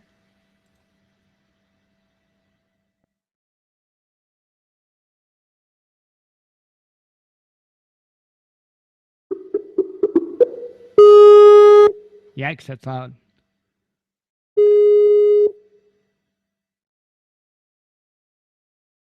Hello. Well, hello there. And how is everybody's day today? Hopefully everybody's day is going at least somewhat well. Good. You got Jim on? No, not yet. I was getting you on, and I haven't done his introduction yet. Should I go ahead and pull him on and do his introduction, or what order do you want that? Yeah, just pull him on and then do his introduction. Yeah, I'm all professional about this and everything. You know, Tuesday night we've got Susan Lindauer and Scott Bennett will be on, I think. Okay. All right, I'm pulling him in now. I will go ahead and start doing that introduction as soon as I get that screen back up. Okay.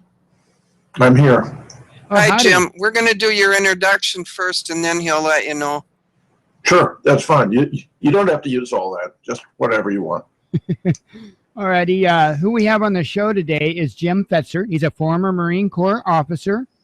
He has published widely on the theoretical foundations of scientific knowledge, computer science, artificial intelligence, cognitive science, and evolution mentality. Evolution and mentality. I'm making up new professions there. He's a magna cum laude graduate of Princeton who majored in philosophy. He earned his PhD in the history and philosophy of science. He has received many awards and forms of recognition for his teaching and scholarship. Let's see. I see he's a McKnight professor. I don't know how to pronounce emeritus. Emeritus. Oh, emeritus. Sorry about that. That's all right. At the University of Minnesota Duluth. He has also conducted extensive research into the assassination of JFK, the events of 9/11, and the plane crash that killed U.S. Senator Paul Wellstone. The founder of Scholars for 9/11 Truth. His latest books include, and I suppose we didn't go to the moon either. That was written in 2015. Nobody Died at Sandy Hook, also 2015. And Nobody Died in Boston either, 2016. His radio show, The Real Deal, has now gone video with NBC Monday, Wednesday, and Friday from 8 to 10 p.m. Eastern Time. He also does The Raw Deal, I guess it's Tuesday and Thursday, on rinseradio.com from 8 to 9 p.m. Eastern Time. For more on his research, see James Henry Fetzer, Wikipedia, the free encyclopedia, Busted. And we present to you James Fetzer. How are you doing, Jim? Good, Kathy, and thanks for all that. That busted is the key part there because I participated in a conference on academic freedom. Are there limits to inquiry? I think it was in 2014, in which we discussed JFK, 9/11, and the Holocaust as examples of topics that are taboo. And when I returned from the conference, I discovered that Wikipedia gutted my entry. They took out 2/3 of it, all my work on JFK, 9/11, Wellstone, Sandy Hook, the Boston bombing. Fortunately, I had a recent copy. So I was able to create a blog about it, showing the difference between how it had been before and how it had been after, which of course reveals that Wikipedia is a Zionist run-up. They don't want any discussion of the Holocaust, anything that reflects negatively on Israel or you know, the mythology of the Holocaust, which I've done more research on it now. I mean, the evidence is simply overwhelming. In fact, today, I just got a report about how the custodians of Anne Frank's diary have finally conceded that her father wrote much of the diary and that it was done after World War II. Okay, but tonight I want to be able to discuss the things at hand, and one of those things at hand that's concerning me is Trump. Yeah, I know. And yeah, and then the other thing, I got a lot of information in the last 2 days. It's unbelievable what's coming in out of Oregon, including today, Jim. I just a little while ago got a video which I sent over to you, Mike, and it is talking about that the BLM and the FBI have put together statistics of the 100 and some people that were in the, and they're saying it was 100 and some people, it was much more than that, that were in the initial march. And they even got their children's names and ages. And well, I think when you talk about the initial march, you're not talking about the Wildlife Refuge Center involving the protests there. You're talking about something else? No, the wildlife. Yeah, okay. Yeah, okay. yeah, that one. And so what they're doing is they're intimating that they are going to pick these 100 and some people up that they have this on a list, and their children as well. And I believe what they're doing is they're going to get people as mad as they can get them, because they want this civil war bad. So what do you think about that? Well, I think that's all pretty disturbing. And, you know, we have seen a rash of shootings by police of innocent people. I mean, one shocking where this young black guy was just walking away and then he was shot twice from the side, fell on the ground. Then the officer came up and unloaded his weapon on him. It was completely disgusting. And we were having these, it seems, scattered around the country. It's very, very troubling. You know, I had the most interesting conversation today with someone in my family who is working for the police. And I asked her where she's working, and she's in a prison. I said, have you seen or know of any programs that the government has started within the prison system, say in the last 10 years, where they're training any of the prisoners militarily? And she said yes. Now, they named these programs in the prison names that we would think that these are good programs that are helping them and helping others. Like we used to have a program called Scared Straight, now they call it something else. And that's what those type of programs where they are starting to train these people militarily. This is the brown shirts for Obama. Well, that's pretty disturbing. Another obvious case, of course, is the Patriot Act, which has nothing to do with patriotism, but rather with subverting the Constitution by creating a Department of Homeland Security modeled on the East German Stasi, widely regarded as the most efficient secret police ever designed by the hand of man. Yeah, yeah. And what they're doing when they're training those guys is they then are going into your bigger towns and they're federalizing the police, and they're slipping these guys out of prison early that have trained, and then they're slipping them in with our normal police. And these guys will kill or do whatever they're told to do in order to stay out of jail. They've signed a contract to do it. Well, that's pretty creepy stuff, Kathy. It is. It is. And this person then said to me, if I stay working in my position, am I going to be made to turn my own family in? I said, yes, you will. And this person said, then I quit. That's it. And she told me many others would quit too. They wouldn't stay. They wouldn't do this. Well, that's good. They're showing their loyalty to the United States is greater than their self-interest. That's very, very good. Well, their loyalty to their families anyway. Yeah, that's good. Yeah. Yep. So when we're out there and you see all these police that are doing this terrible stuff, this is not your regular police working for your regular departments. These are people that have been slipped in there. Just exactly like the guy who shot Finicum. This was a contractor. It wasn't the Oregon police. And they're protecting this guy right now. They won't let his name come out. But eventually it will have to. Well, keep on it. I have a colleague who's done a huge amount on Oregon and all that. Scott Bennett, whom you might want to interview sometime. He has a background in Army PSYOPs, but he's a 100% good guy and a whistleblower. Yeah, Scott's a very good friend of mine. He's been on here many times, and we'll be on here Tuesday night with Susan Lindauer. Oh, terrific. Yeah, no, I like Susan a lot.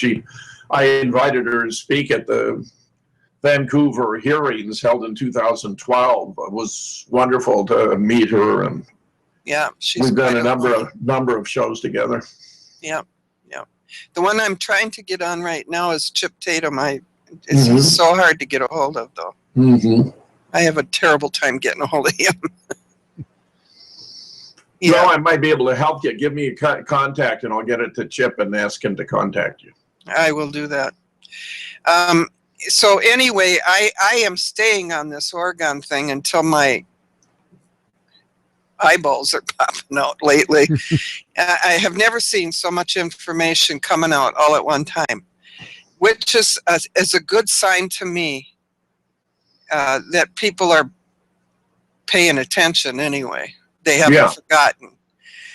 The other question that I asked of this person today, I said, when you are getting ready to transfer people from one prison to another prison, what is the procedure? Because I had some questions in my mind a week ago. And they told me that the procedure is that from the time that they are told that they're going to be transferring this patient or these prisoners, from that moment on, when they get their orders, that prisoner is not allowed to converse with family or anybody else. That all types of communication are cut off until after the transfer is made to keep their policemen safe. And that's what I thought. And yet we're hearing from Ammon Bundy, we're hearing from Ryan Bundy now, we're hearing from David Fry, and they are able to get us these messages out. Where even, I even got something sent to me from Blaine Cooper now. And this was just on 2 days ago. So how is it that they tell us a week ago they're all going to be transferred to Nevada, but they're still able to get all this communication out, is a question I had in my mind. And she said there's only one way that's happening, and that's if this is a setup. Well, that's not good. No. No. So I think that we have to be really vigilant and alert about these things that go on around us. Just like the bombing that took place today, I didn't know anything about that bombing till I was talking to you a little while ago, Mike. Yeah. And by the way, Mike, this is Jim Fetzer. Nice to meet you. How are you? And I knew nothing. And at the same time that I was talking to you, I flipped on a show called Madam Secretary. And guess what it's about? The bombing in Pakistan. Wow. And they're saying on this thing that it wasn't a nuclear bomb, it was a hydrogen bomb. A hydrogen bomb in Pakistan? That's what it's saying on this show tonight. And I'm like, wait a second, how do they know that this bomb was going to come tonight and they're putting this show on tonight? This was done ahead of time. Let me see what I can find out about it. This is the first I've heard about it, but the idea of a hydrogen bomb is a bit. I didn't have anything sent to my mail at all. I've checked my mail. There is nothing about this bomb. Only Mike sent it to me. See, and I get it. I get stuff from all over the world, but why aren't they sending out stuff blasting the air? Is not. Listen, this is no hydrogen bomb. I mean, you have no. idea. Listen, I'm saying that's what they said on this TV show tonight. But this TV show was made long before and filmed long before this bombing took place tonight. Oh, you're saying so it was propaganda set up in advance? Yeah, that's what I'm saying. Well, they're saying that 65 people were killed, that it was a gathering of Christian families, which of course makes it particularly loaded politically. But and they're saying the Taliban has taken the blame, but I wonder. Well, I wish I could tell you more about this. Obviously, we're going to get more information, but it's the great thing about a war on terrorism is you can commit a terrorist act anytime you want, anywhere in the world. The Israelis are the past masters, but the United States does what it can to play catch up. So exactly. Can I make a prediction? Yes. They're going to find a pristine passport. Oh, probably no doubt. Just like 9/11, isn't it amazing? Yep. And the documents will be laying next to it. That's right. They'll have a list of all the participants, as we found in Muhammad Atta's luggage, a convenient list of the 19 collaborators in the hijacking the planes, except none of those planes actually crashed on 9/11, which means no passengers aboard them. died in crashes that did not take place, which means none of the suicide hijackers were aboard them to cause them to crash, which means that the whole war on terror is based on a false proposition. Right. Yep. Yep. Well, it's been a very interesting day for me. I gotten some really good conversation and learned a lot of things about our prison system, especially here in Minnesota. And you're still in Minnesota, aren't you, Jim? No. I retired. I moved to Wisconsin in 2006 after my retirement from 35 years of offering courses principally in logic, critical thinking, and scientific reasoning. And it's an interesting place to be right now because we have a convergence of all the candidates for the Wisconsin primary, which will be in about 2 weeks. Yeah, it's getting interesting up around here, I'll tell you. You're lucky you got out of here. So I think these idiots, they voted in Sanders, and so, you know, that's Minnesota. They're always going to go as far left as they can. Yeah, how did Bernie do in Minnesota? He won. Yeah, but when was this? Just a couple of weeks ago, was it? Yeah. Yeah, because I'm looking at the results right now from in Washington, he won 73-27. In Alaska, 81-16. In Hawaii, 71-29. This is really fascinating because, frankly, he's a much, much better person and candidate than Hillary Clinton. Yeah. And he's beaten her? No, yeah, he beat her in those cases, in those races by 73-27, 81-16, and 71-29. Wow. There's a lot to go, but I think he's going to do very well in California. One tab of the delegates showed that Bernie had over 1,000, which makes her 1,600 or whatever seem far less formidable. I mean, once you get that fourth digit, you know, it looks very competitive. And Bernie was here. I actually listened to him give a speech at the Alliance Center, which is about 5 miles from my home. And it was really a terrific speech. I mean, he was talking about a whole lot of important issues. Very, very interesting. My own preference, I like Trump on the GOP side and Bernie on the Democratic, just to lay cards on the table. And there are a whole lot of reasons why, which, Kathy, we can explore to any depth you like. But they are the two outsiders, of course. I think they're the only two genuine candidates in the race. Kasich isn't a terrible guy, but he seems to be preoccupied with himself. And the fact that he's staying in, and I have a report now that George Soros gave Kasich $700,000 to stay in the race is actually virtually going to guarantee that Trump gets the nomination. There was a professor from Princeton on the air about a week ago who was explaining that if Kasich got out, that Trump's prospect to gain the nomination was only about 50-50. But if Kasich stays in, it was over 90%. But do you think they'll actually let Trump get in? Well, he's got to get the delegates before the convention, Kathy, because they want to stomp on Trump. There's no doubt about it. They'd rather lose with Cruz than win with Trump. I mean, it's bizarre, but that's the situation. And I think that has to do a lot with the fact that Trump has been threatening to tell some secrets. Well, I think it has a whole lot to do with a whole lot of things, including especially NAFTA and the Trans-Pacific Partnership, which have gutted, the NAFTA gutted our manufacturing and industrial base. This is a reason Bernie won in Michigan.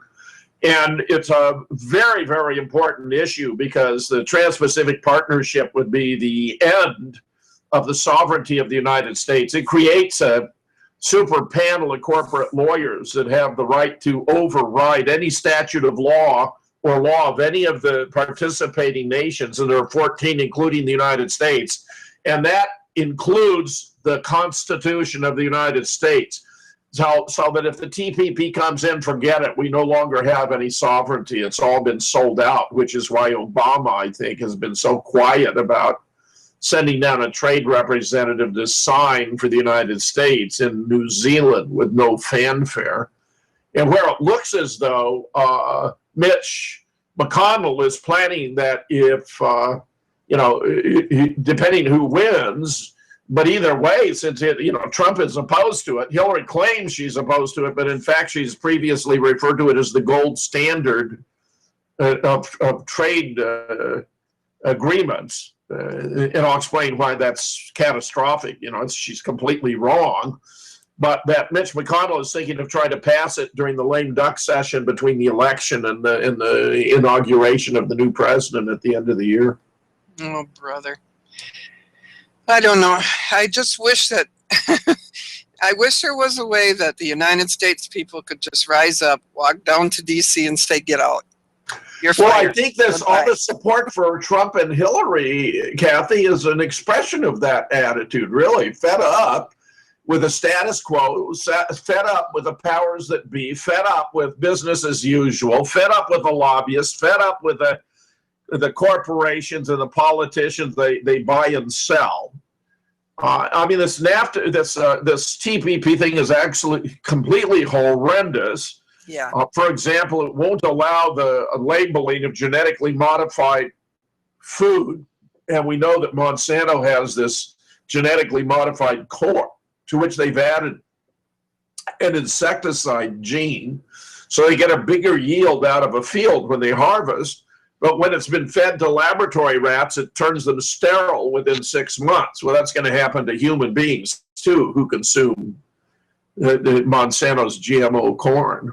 And it's also the case that if a corporation under the TPP wants to undertake a project and it's thwarted because of environmental or other forms of, anti-pollution safeguards, then the corporation is entitled to sue the entity that blocked them for the profits they would have made had they been able to go forward. I mean, this is horrendous beyond belief.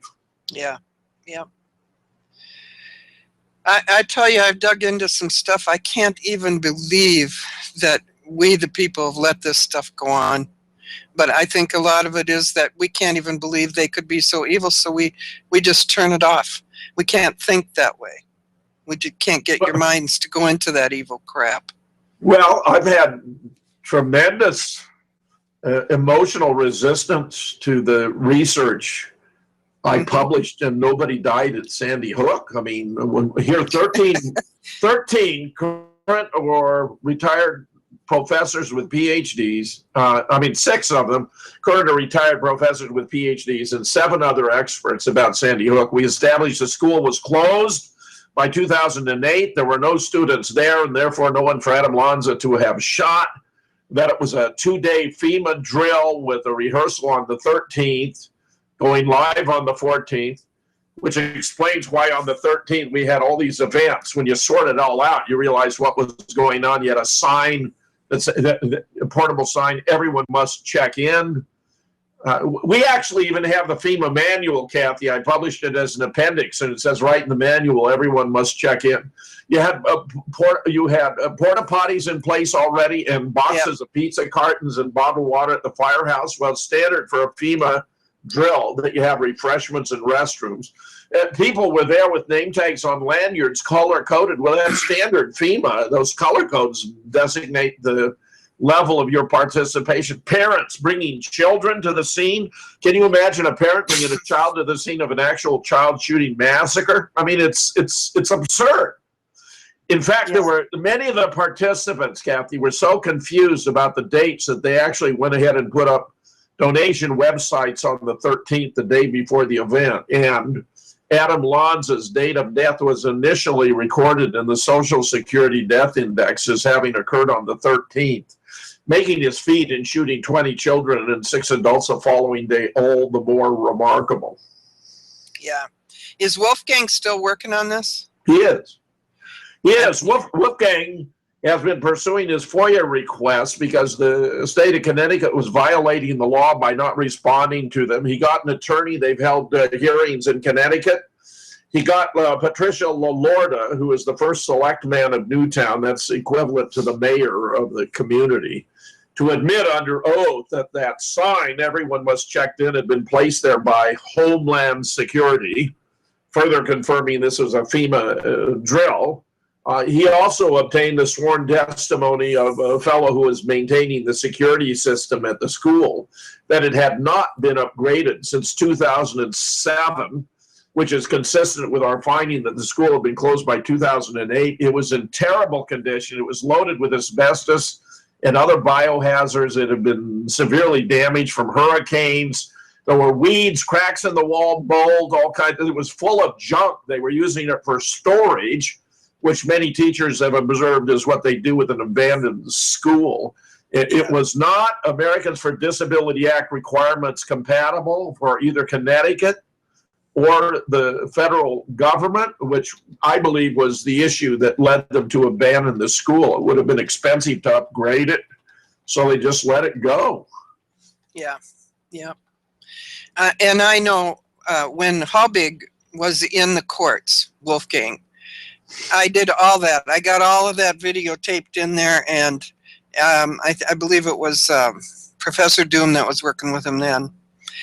So we got all the court documents, everything. We did the video in the courts, and Ḥaubig proved his case without a shadow of a doubt, and them guys just really would not move. Even though they're caught, they wouldn't move. Well, look how much is at stake. The whole state is corrupt and complicit. I mean, you not only have these parents faking to have lost children, many of whom millions and millions and millions of dollars, Jim, that we, the people, donated to them poor people. Right, over 27. Somewhere between. Oh, sorry. Go ahead. Somewhere between 27 and 130 million for the 26 families. So they pocketed over $1 million in donations from sympathetic but gullible Americans. Even the police who are there acting as first responders, bit players, split 2.1 million. Then the Newtown School Board received $50 million for a new school. I mean, they had this old white elephant. I looked into it, and the average cost of a kindergarten through fourth grade school, which was what they were going to rebuild, was only $7. So they got 7 times $7 million for a new school at Sandy Hook. What's this going to be, the Taj Mahal of elementary schools? Exactly, and they're still collecting money. People are still donating. It's hard for me to believe. And I know that the government, too, gave each of those families before Sandy Hook took place. They were given an agreement in writing that each one of them would receive a certain dollar figure for a new house. And all of them received new houses besides all the money and the stuff that was going on. It was just, it's astronomical. And why is it that we, the people, like to be deceived? I don't understand. Well, I think it's a misplaced trust in the media and the government. I mean, people who haven't figured out that the government's lying to them all the time. I mean, Sandy Hook was succeeded by a series of other events that were fabricated or faked, including the Charleston church shooting. We have evidence that the jacket that this fellow was wearing had 2 patches from apartheid states photoshopped onto it. That there's video footage of him entering the church at 0800, and somebody in the mistaken belief that was 8 p.m. when it's actually 8 a.m. on a 24-hour clock. The shooting he was supposed to have done involving reloading would have turned the whole church into a mess. Wood of the pews would have been fragmented, blood all over the place, yet they held a conventional church service within 24 hours. When they put their minister, Clementa Pinckney, on display, an open casket memorial service, the party they had out didn't look anything like Clementa Pinckney. It was much darker, complected, a different build, very thick neck. It looked like a person of Haitian extraction, whereas Clementa Pinckney was an African American. And Hillary just happened to be in town, Kathy, so she was able to send her personal photographer over to the church to take photographs, which no doubt are going to show up during the campaign. And then we had this Umpqua College shooting, which was a fantasy. There was no, just like at Sandy Hook, there was no surge of EMTs into the building, no rush of ambulances. We had one group of students that were pretending to be emergency medical people, and they knew they were going to be on television, so they put on their T-shirts for their favorite event of the week, which was breast cancer awareness. So you had these students faking being EMTs wearing these pink T-shirts. In that case, of course, the shooter was alleged to have asked the students what was their religion. If they said they were Christian, he shot them. The president of the college was so unconcerned, she said they weren't even going to change the fact that it was a gun-free zone. I mean, it's really ridiculous what people will swallow. And then San Bernardino, would you believe we've even found the Craigslist ad for extras at San Bernardino? It says, good pay, food, transportation provided, some speaking roles. The call up is on the 1st, and then you report on the 2nd, which is exactly when it went down. This is the reason why there was so much footage of people just sort of wandering around aimlessly. They didn't know what they were doing. They were just extras. I had a highly qualified paramedic go through both Sandy Hook and San Bernardino, and he just laid out one violation of protocol after another. I mean, it was so obvious it was simply contrived, fabricated fake. You can find that on The Real Deal. Go for The Real Deal faking attacks from Sandy Hook to San Bernardino, staging attacks from Sandy Hook to San Bernardino. You'll find it online. 2 hours, detailed, thorough. I mean, a real expose. You know, I don't think there is a place now so far that they have not had these kinds of events take place, but what there was in the drill going on. Yeah, that's, of course, exactly the typical pattern that they, in fact, out in San Bernardino, they've been having drills in this particular location on a regular basis, which is frankly absurd. The claim was that there was a running gun battle with the Muslim couple. She weighed about 90 pounds. She had a newly born infant. I mean, this is a person about as unlikely as possible to be participating in a Bonnie and Clyde event.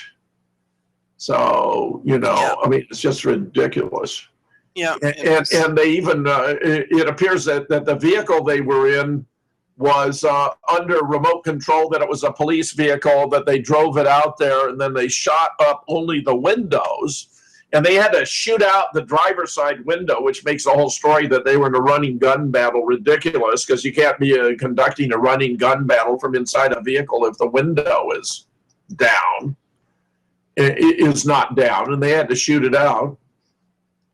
And in addition, they when they pulled the bodies out of the vehicle, they already were handcuffed, and we did a zoom in, and the face was pixelated. It appears to have been a dummy. In fact, they have these new type dummies that look like they can have fleshy parts, and if you cut into them, they bleed. Yes. Yep. Yep. Yeah, these things are getting really eerie, how they're setting all of this stuff up, but we just seem to fall for it every time. I don't know why. And when you try to tell the people the truth, they don't want to hear it. They really don't want to hear it. Yeah, that's why I thought that maybe the book on the Boston Marathon bombing is an easier access route. I mean, I have these books are available at moonrockbooks.com after the Sandy Hook book was banned, because it blows apart the whole use of that case to promote the gun control agenda of Barack Obama. I had to find a new printer and distributor, but the book went for sale on 22 October on Amazon, passed all their guidelines, sold nearly 500 copies by the 19th of November. That's less than a month later. When it was banned, it turns out Jay Carney had been the White House spokesman and had gone to Amazon.com as a senior vice president. So I'm confident he had a role in banning it. Not only does it blow apart the case, but I included an appendix showing that when guns are banned, crime goes up. And in fact, the first case that you can see, I sometimes use the image in video presentations, shows that it was skyrocketing. This was in England and Wales. They banned guns, and crime skyrocketed so dramatically they had to reverse their policy and put like double or triple the number of bobbies on the street. In other words, the only way they were able to cope was by getting more guns on the other side out into the street. It's a perfect test case illustrating the idea of banning guns is simply absurd. And now it turns out, you're not going to believe this, Kathy, I've only discovered this lately, George Soros, and Obama looks like he's a Soros puppet who has interfered abroad. He put up I don't know, $500 million to create unrest in the Ukraine so they could get out a legitimate government and replace it with a stooge. He funded unrest in Ferguson, Missouri. He is behind MoveOn.org and Yes. Black Lives Matter, and promoting they're having these encounters with the Trump organization, where many of them are wearing Sanders T-shirts. Now, you got to understand, since Sanders and Trump are the two candidates who are opposed to globalization, who don't want the Trans-Pacific Partnership, which would put the corporations in charge of the world, this is perfect for George Soros because he's got a win-win situation. He's upsetting the Trump rallies and the Sanders people, and Trump knows enough to realize that it's Sanders people, but Bernie doesn't know enough to know what's going on. So he's accusing Trump of lying about his people coming out to disrupt the Trump rallies, but that's exactly what's going on because unbeknownst to him, George Soros is promoting it. Soros is now buying up the gun manufacturing companies in the country and shutting them down. There's a fellow that you're going to want to listen to. He did a video yesterday. His name is Doctor of Common Sense on YouTube, and he's black. He did a video about his own people yesterday and shooting each other, and I think it was probably Chicago, I'm not sure. And he said, why didn't Black Lives Matter come out there when you're shooting each other?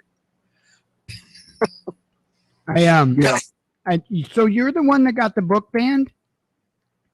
The book was banned. Right. Okay. Yeah, I immediately released it to the public for free as a PDF. Right, yep. And I actually have a copy of it. I just put that connection together. I remember first hearing about that on some guy's show that talks about documents all the time. I don't know.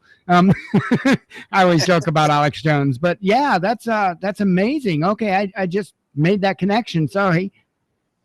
Yeah, no problem at all. Let me tell you how controversial Jim is. Jim was scheduled to come to my little town here in Minnesota, and he was going to be speaking on, I believe, the Holocaust. And he was scheduled to come into this bar and speak here in my town. So I went down to the bar owner, and I wanted to meet him, shake his hand, and say, thank you for having the courage to do this. And, and I'll tell you right now, Jim, I don't agree with everything you say about that, but I agree with the right to say it. And when I went down there to shake this guy's hand, this was right before they wrote you and changed their minds and said no. Well, his staff was threatened, Kathy. The deal, of course, this was... But he wouldn't even come out and shake my hand because he said that he sent 13. They had 13 people in there protecting him, guards. Really? And I go in there, 67-year-old lady. What am I going to do? And I'm just going to shake his hand for having the courage to do it. And they said, no, he's not here. He's not here. And I was looking right at him. Yeah. Okay. What a good man. No, actually, Kathy, I was speaking on everything except the Holocaust. I was talking about Sandy Hook, the Boston bombing, 9/11, or JFK, and Wellstone. Those were the topics I was going to speak deliberately, not the Holocaust, because it was regarded as being too provocative, even though what I have to say about it is all substantiated by objective evidence, the International Committee of the Red Cross records and all that. Yeah. But they wouldn't, they blockaded me from speaking. So it's really fascinating because, Kevin I Barrett. could hardly believe it. I was going to take you out to lunch over there. I don't think they'd have let us in. That's very nice. So Kevin Barrett, who founded the Christian Jewish Muslim Alliance for 9/11 Truth, which is a nonprofit, realized that the library would be a facility where it could be hosted if he sought to arrange it, which he did. So I actually came in and spoke about Sandy Hook and the Boston bombing. Did you make it? No, I didn't. I ended up in the hospital. Oh, I'm sorry to hear that. That's all right. I hope it had nothing to do with my visit. No. I ended up 12 hours of surgery for my stomach. Well, you might be interested in this, Kathy. The Boston bombing book has a whole section about Northfield. I've got three chapters about my Northfield experience in there. Do we? Yeah, I'm gonna have to pick that book up. It's right there.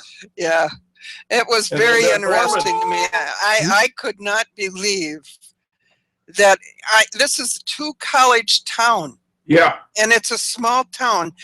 2 private colleges renowned. And that these people would act this way in this town just blew my mind. The most closed-minded, the most anti-intellectual, the most authoritarian, the most unliberal. I mean, it was absolutely appalling. You got Carleton College, where Wellstone himself used to teach. Yeah. And then you have St. Olaf's. And the members of their faculty were both in the vanguard of opposing my right to speak on these controversial. They should have done it the opposite, Kathy. They should have said, this is a wonderful opportunity. Let's send our students down there. In fact, since the Contented Cow is a very modest venue, let's bring him into our largest auditorium and bring our students to hear what it means to have somebody represent a point of view, even if you disagree with it. That's right. It was appalling. Yeah, it's just unbelievable what goes on here. Now, you know, the other thing is Paul Wellstone. Paul Wellstone, I grew up with him. As he's not that much older than me. And I grew up with his kids. And so they were very good friends with my mom. And the day that he was killed, I think I told you this before, the day that he was killed, I was leaving Nicaragua with 3 senators from Nicaragua that were coming to meet with Paul. And what they wanted to do was put together a meeting where Paul could help them stop Ortega from being made president again. And so we were at the airport at 3 in the morning, and I think it was about 4, maybe closer to 5, I'm not sure. But we got a call in the airport telling us not to come, that he was dead and his family was dead. And we knew that he was murdered. We knew that. Yeah. I was in my office on the Duluth campus of the University of Minnesota when the crash took place, and I was being interviewed by a reporter for an alternative newspaper in Duluth, and we deliberated about whether to go forward with the interview, which we decided to do. But I became the most persistent investigator of Paul Wellstone's death. I published 10 articles in the alternative newspaper called the Reader Weekly before co-authoring a book with Don Four Arrows Jacobs, who is a Native American scholar from then Northern Arizona University, which we published entitled American Assassination, The Strange Death of Senator Paul Wellstone, which a lot of people like tremendously. If you were to go online and look at the NTSB Failed Wellstone, which I co-authored with John P. Costello, who's a PhD from Australia with a specialty in electromagnetism. So he was an expert on how you can take down planes using these directed energy weapons, which appears to be how it was done with Paul. Yeah. We were tramping around in the snow, picking up pieces of the charred wreckage in 35 below zero weather. Yeah. And we published this article in From the Wilderness, Michael Rupert's newsletter. So you can find it there. The NTSB Failed Wellstone, you just search, you'll find it right away. And it's preceded by 4 reviews. They're right embedded in the article, 4 reviews of the book, American Assassination, one by no less a figure than David Ray Griffin, who's a leading expert on 9/11. Yeah.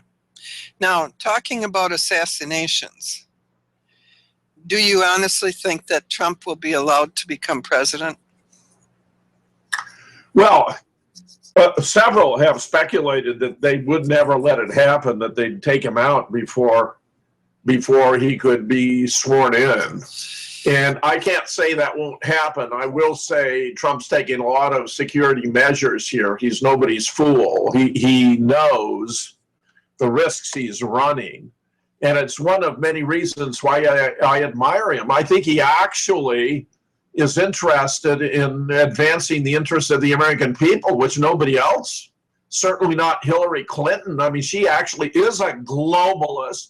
She was involved, you know, she supported the wars in the Middle East. She endorsed the invasion of Iraq. Bernie opposed it. The Donald has repudiated it. So it was a huge mistake. We should never have invaded Iraq, and pointed out it was done based on lies. And it's just dumbfounding to me, Kathy, that you have apologists for W and Cheney coming out and saying, no, they didn't lie to us about weapons of mass destruction, when it's overwhelmingly obvious that they did. Yeah. And Trump has also said we've wasted $4 to $5 trillion on these endless wars in the Middle East, and what's it benefited the United States? Nothing at all. Chaos. We created chaos in the Middle East. Of course, that actually was the intention of 9/11, which was inspired by the fertile mind of Benjamin Netanyahu to figure out a way to get the United States to enter into military aggression in the Middle East and take out the modern Arab states that served as a counterbalance to Israel's domination of the region, in order to pursue the greater Israel that will control the entire area from the Tigris Euphrates to the Nile. I mean, that's what was going on. So that the 9/11 was brought to his compliments of the CIA, the neocons in the Department of Defense, most of whom would come from Project for a New American Century, and were dual U.S.-Israeli citizens, and the Mossad. And it appears the role of the Project for the New American Century was to figure out how to do this, you know, how to create chaos in the United States. And they were very clever, and Americans by and large have swooned for it, although I have done a huge amount to expose it. You mentioned, you know, Mike, in the introduction that I founded Scholars for 9/11 Truth actually in December of 2005, just 6 months before my retirement. But I've done a huge amount about it since. I mean, I've been flown all over the world to give talks about 9/11, and including on my own show, The Real Deal, which is a 2-hour video show. If you do a search on the Real Deal, episode 100, the 9/11 crash sites with Major General Albert Stubblebine, U.S. Army retired, where General Stubblebine was in charge of all U.S. military signals and photographic intelligence. And as I'm going through all the evidence, and no plane crashed at any of these particular sites, including even in New York, the general was adding additional reasons why he not only agreed, but had further proof that I was right. And then on a subsequent show, The Real Deal, episode 103, 9/11, who is responsible and why, with Dennis Camino, who was the Navy's top electronics troubleshooter before he left the Navy and went to work for Raytheon. And I go through all the evidence of Israeli complicity in 9/11. It's simply overwhelming. The American people just have no idea, no clue that Israel was behind 9/11. It's just stunning. No, I think that they think it was the Saudis. Well, that's because there is a 28-page of the 9/11 Commission report where the Saudis contributed money to it, but they didn't carry it out. In fact, many experts have observed there were only 2 intel agencies in the world that could have done it. They were the CIA and the Mossad, and in this case, they were working together to bring it about. Of course, 15 of the alleged 19 enumerated Islamic terrorists were Saudi. None was from Iraq. I mean, the whole thing is ridiculous on its face, and Osama bin Laden had nothing to do with it. When he was first, in fact, he was our man in Afghanistan. People don't understand. His rank in the CIA was Colonel Tom Osman. He was our man in Afghanistan. We got the Stinger missiles into the resistance to shoot down those Russian helicopters through him. And that's why the Russians had to leave Afghanistan. In the movie that Hollywood made about it with Julia Roberts and Tom Hanks called Charlie Wilson's War, they talked about how this member of Congress, Charlie Wilson, was eager to assist in the resistance, but they left out the crucial role of Osama bin Laden. And in fact, he had nothing to do with it. When he was first interviewed about 9/11, he explained that he had nothing to do with it. That was contrary to the tenets of the Quran to murder innocent women and children. That there appeared to be a government within the government that wanted to blame Muslims for 9/11. And of course, he's not the only one to make that kind of remark about a government within a government. Even Bill Clinton observed that there's a government within the government, and he said, quoting him, "I don't control it." So you had all this poppycock about, about the Islamic involvement in 9/11. It was complete fabrication. But Benjamin Netanyahu spends a lot of time figuring out how to blame other people for crimes that he and his colleagues are going to commit, often with the assistance of the American government. Yeah, that's true. I actually got a video this morning from an Israeli person that lives there, and he was saying on his news report that most of the people in Israel can't stand him. They want him gone. Well, but I he think too that would be screwed up wonderful. with his votes. Yeah. Well, he's one of the most evil persons on the face of earth, another being Dick Cheney. So I think, you had an unholy alliance between Netanyahu and Dick Cheney. Yeah, that's true. Who was really running the government. I mean, W is a dim bulb. There's no possible way he could have run the American government. Dick Cheney, however, and Donald Rumsfeld were old hands. They'd held high positions in previous administrations, and under Gerald Ford in particular, they knew all the buttons to push and the levers to pull to get things done.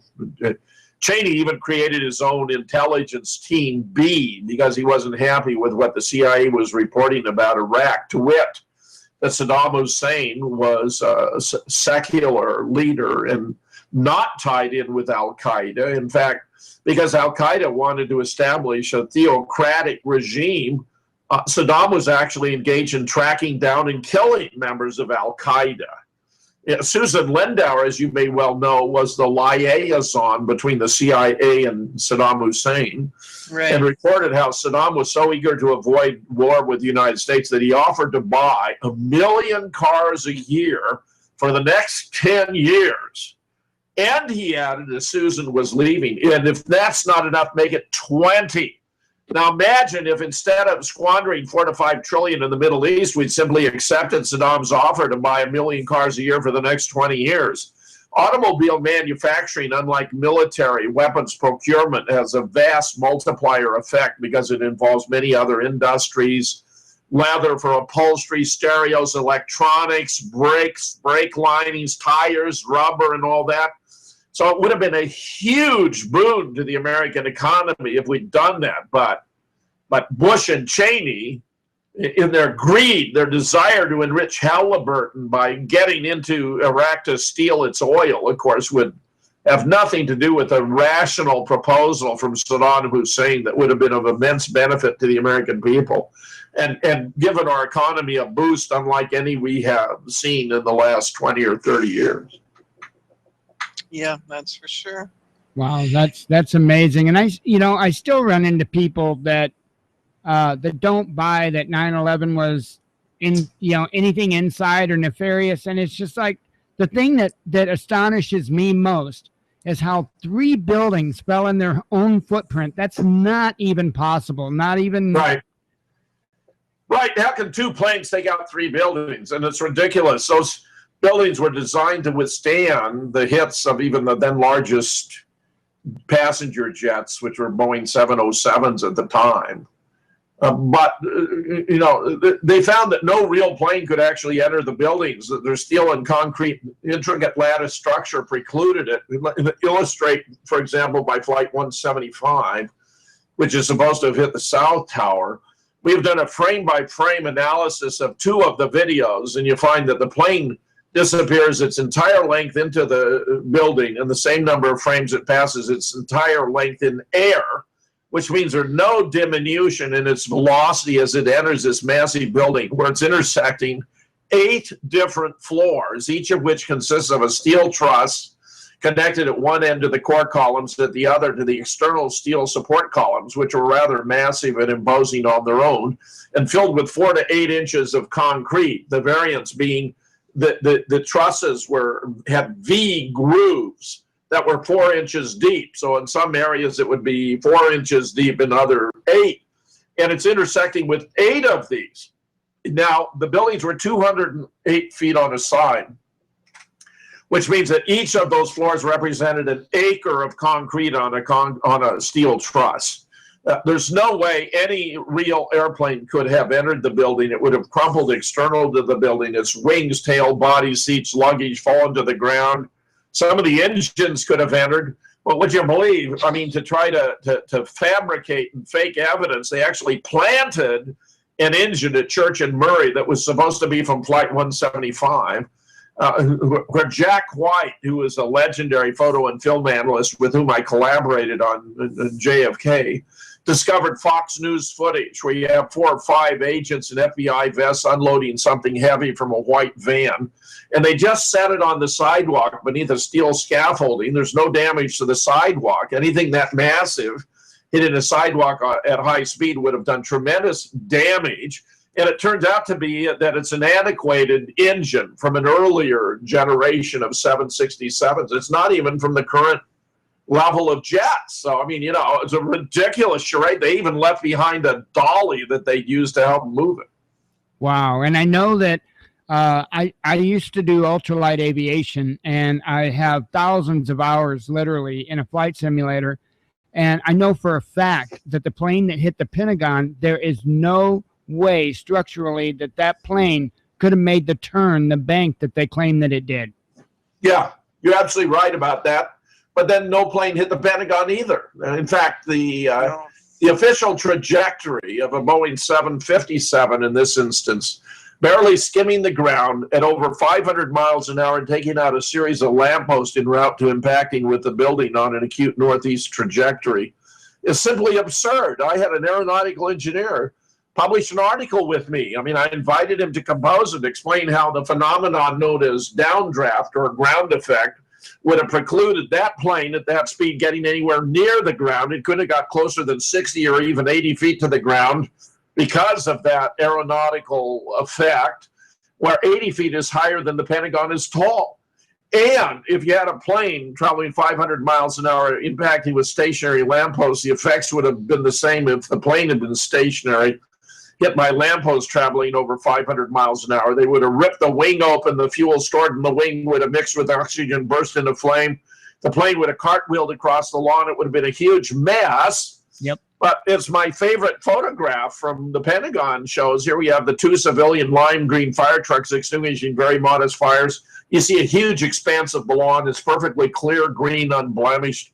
Even Jamie McIntyre for CNN reported that from his close-up inspection, there was no evidence of any plane having crashed anywhere near the Pentagon. And for that, he was eventually forced to retract, which he did in the following way. He said, only a fool would deny that a plane had hit the Pentagon. And after that, he retired. I think he was tired of carrying all this water. In fact, we're getting recent revelations now from journalists explaining that the newspapers are filled with nothing but propaganda. And if they talk about it and admit it, they're going to lose their jobs. There's a celebrated journalist in Germany who's just made this expose, but he knows wherever he speaks. He's been prominent internationally for 15 or 20 years. And it's just outrageous. And Kathy, this is a large part of the reason people just don't have enough imagination to believe they could be lied to by different sources who are all singing from the same hymn book.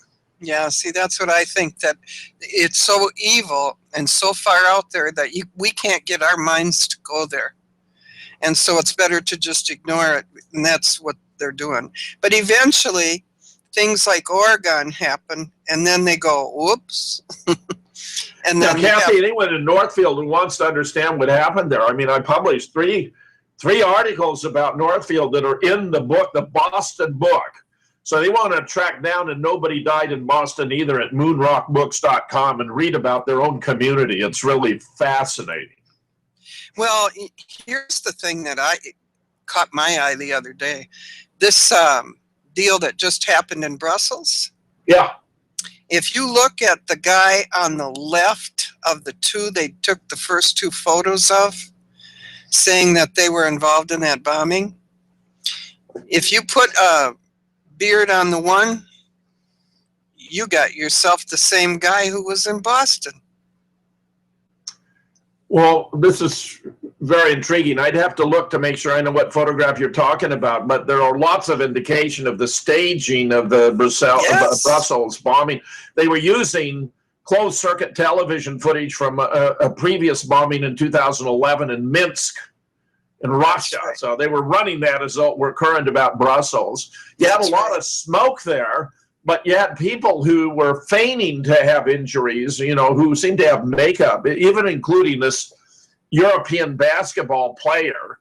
And I think they like to have somebody who's a familiar figure to relate. It's like Olson, Barbara Olson on Flight 77, right? Her husband, Ted, who was then Solicitor General of the United States, #3 in the Justice Department, where the Solicitor General argues the government's position on cases before the Supreme Court.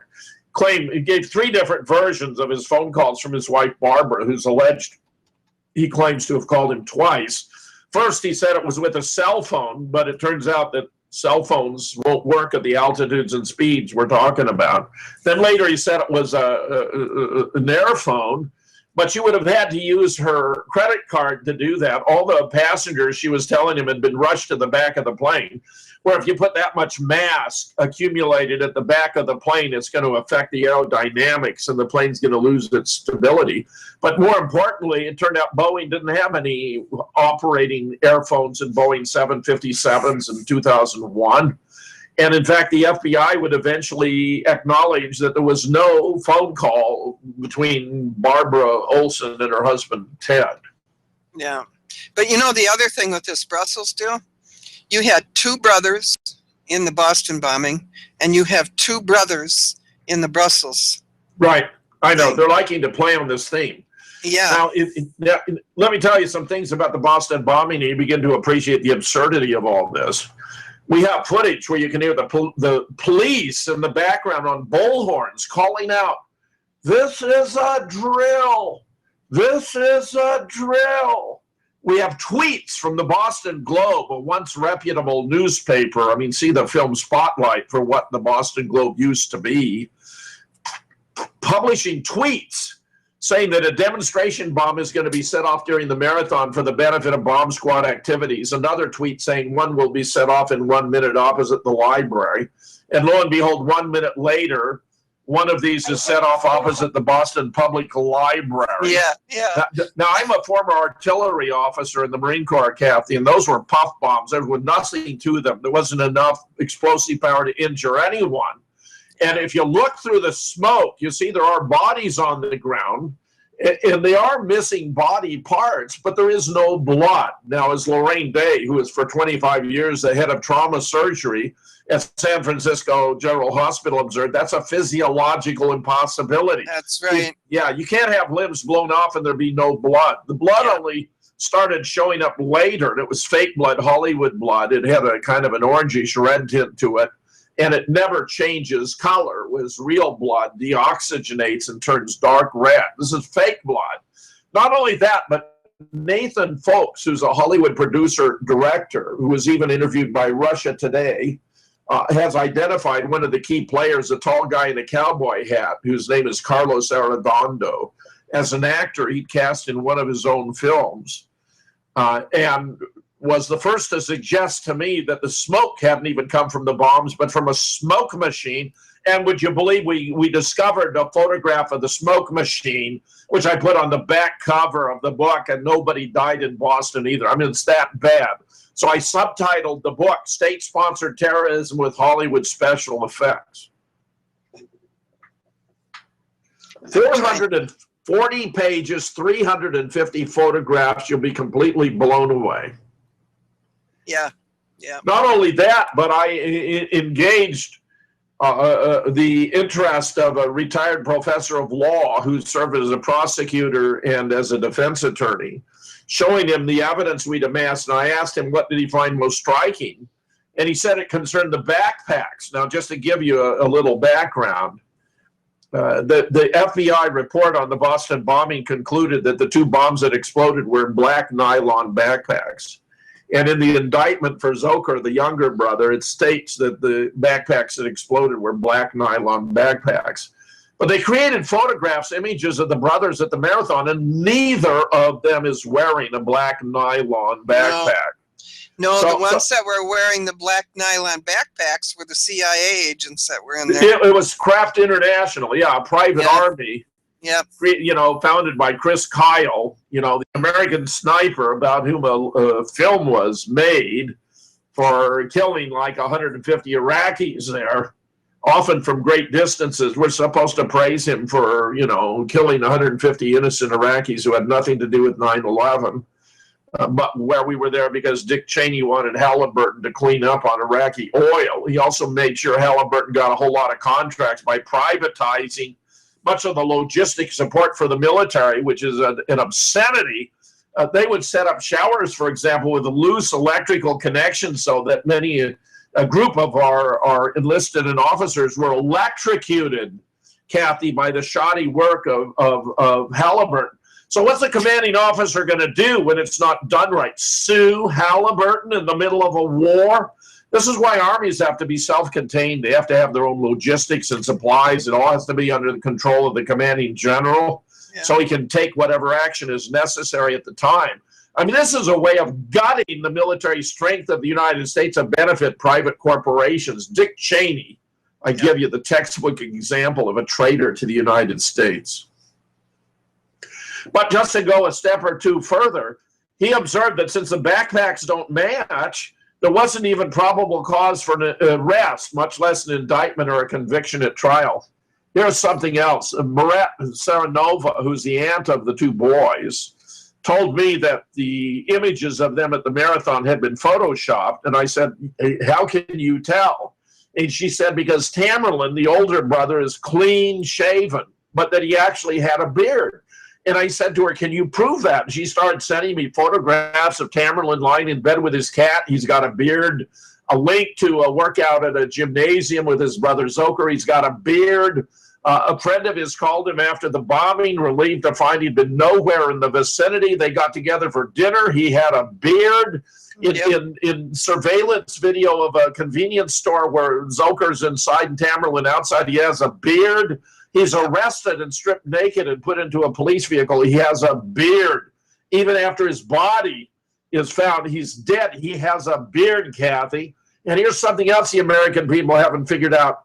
They claim that Zokor, his younger brother, killed him, but he died after he was in police custody. So how could Zokor have killed him? In fact, we have a witness who said she watched the police drive over Tamerlan 3 times in his own SUV. Which was what killed him. I mean, how dumb are we supposed to be? This is all exposed in the book, and nobody died in Boston either.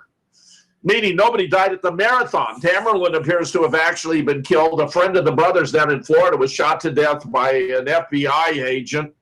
5 of them went down to question him. I think they wanted to turn him into a witness against the brothers, and when he wouldn't do it, 4 of them left. The one remained, claimed he was attacked and shot him 5 times. He's not available for further interrogation. You know, the whole thing was pretty easy to figure out when Tamerlan's aunt, when she was interviewed right within a few days, and she said both the boys were working for the CIA. The CIA had actually called these boys, recruited them, brought them in, and they were working for the CIA for their college education. Well, of course, you see, the alternative media cracked the case already the day of the event. And there were all these exposés on television showing that those who had the black nylon backpacks were indeed these Kraft International personnel. They were wearing khaki trousers, black jackets, black baseball caps with a skull insignia, where the motto of Kraft is violence does solve problems. And then, as I've already explained, we have photos of them rushing to heading for the scene where a backpack explodes. It explodes, they're rushing away, and no longer with a black backpack. In this case, it had a white square on it, so it was very distinctive. Well, the FBI was so upset that the cover had been blown that 4 days later they sent out a stooge to hold a press conference and to say, don't look at any of their photographs, only look at these two. And he put a photograph down of Tamerlan and Zokar and asked for the public's help in their identification, when it would turn out that the FBI had had them under surveillance for at least 5 years, Kathy. Yeah. This is our American government lying to the American people. Well, I have a question. I know that you're highly educated in psychology. What's your thoughts of the way that they, and I'm just going to use the word raided or turned, I can't remember the town, into martial law, and just went door to door, yanking people out of their homes. And I want to say they were confiscating firearms as well. Do you think that was trying to get the people desensitized or ready for something? Sure. It was the idea of putting a major American city under a full military lockdown in violation to subvert the Posse Comitatus statute of 1878 that precludes the use of military force to perform police functions. And then they were going door to door and forcing people out of their homes with no warrant, no probable cause, in violation of the Fourth Amendment. And of course, then they wanted to demonize Muslims by identifying these two young men as having come from the Chechnya region, which is associated in the public mind with terrorism. So that it was supposed to be plausible they could have done this. They had nothing to do with it. Nothing to do with it. Total patsies. Wow. And it's shameful because everybody knows. The police know. The Boston Globe knows. Get this. The police who were involved there are wearing these lime green vests. I'm convinced that meant it was a special event. This was not in the normal course of duty. There was no surge of EMTs in there to provide emergency medical assistance, no string of ambulances. This is just like at Sandy Hook. No surge of EMTs, no string of ambulances to rush the little bodies off where they could be declared to be dead or alive. Get this, they even would not allow two priests who wanted to come to administer last rites. They wouldn't allow them anywhere near. The number of how many were injured has just grown astronomical, 260. You look at the photographs of those who are lying in this clump, none of them is actually dead or even wounded. They're feigning their injuries, but there's not more than maybe 15 or 20 of them. I mean, how do you get to 260? It's all beyond belief. And I say, if you read this book, you're going to be just shocked. And because it doesn't involve shooting 20 kids, it's a much easier emotionally to understand because it was a very amateurish event. Sandy Hook, because it involved children, most Americans can't even bring themselves to think of the possibility the government faked it, but that's what our government is doing. And because acts of terrorism are designed to instill fear into a target population to make it more amenable to manipulation to promote a political agenda, that's what the Obama administration was doing at Sandy Hook, except it was fake. It was fake terrorism, just as in Boston, fake terrorism, in Charleston, fake terrorism, at College, fake terrorism, San Bernardino, fake terrorism. They discovered after 9/11 that when you actually kill people, it can have unexpected consequences. In particular, there were 4 widows in New Jersey who came to be known as the Jersey Girls. It kept raising the issue of why Bush and Cheney had not invoked a 9/11 commission. I mean, after all, after Pearl Harbor, FDR invoked a commission to study what happened. After JFK, Lyndon Johnson, who alas was the principal force behind the assassination, created the Warren Commission to cover it up within a week. But here, 441 days after 9/11, Bush and Cheney still had not appointed a 9/11 commission, but the pressure from the women made it no longer possible to do. So they handled it very deftly by putting in charge as its executive director a fellow by the name of Philip Zelikow, who had come from the academy, where his area of specialization when he was a professor was a creation and maintenance of public myths, MYTHS.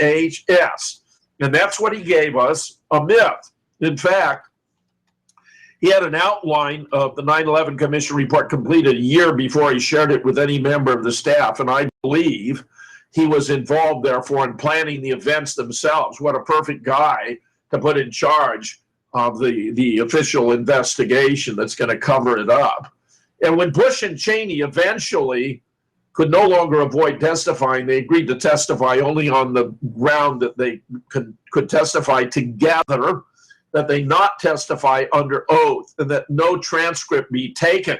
You would have thought this was the interrogation of two mafia dons rather than the president and vice president of the United States. Jim, I'm going to leave this up to you. Do you want to take questions tonight? Oh, sure. Absolutely. I'd be all for that, Kathy. Yes. Okay. You want to go ahead and open up the lines, Mike, because we're running out of time here. Okay. Or if we run over a little bit, can you stay, Jim? Well, it'll be a tight call. Let's see where we are in 45 minutes. All righty. All righty. Let me get that going.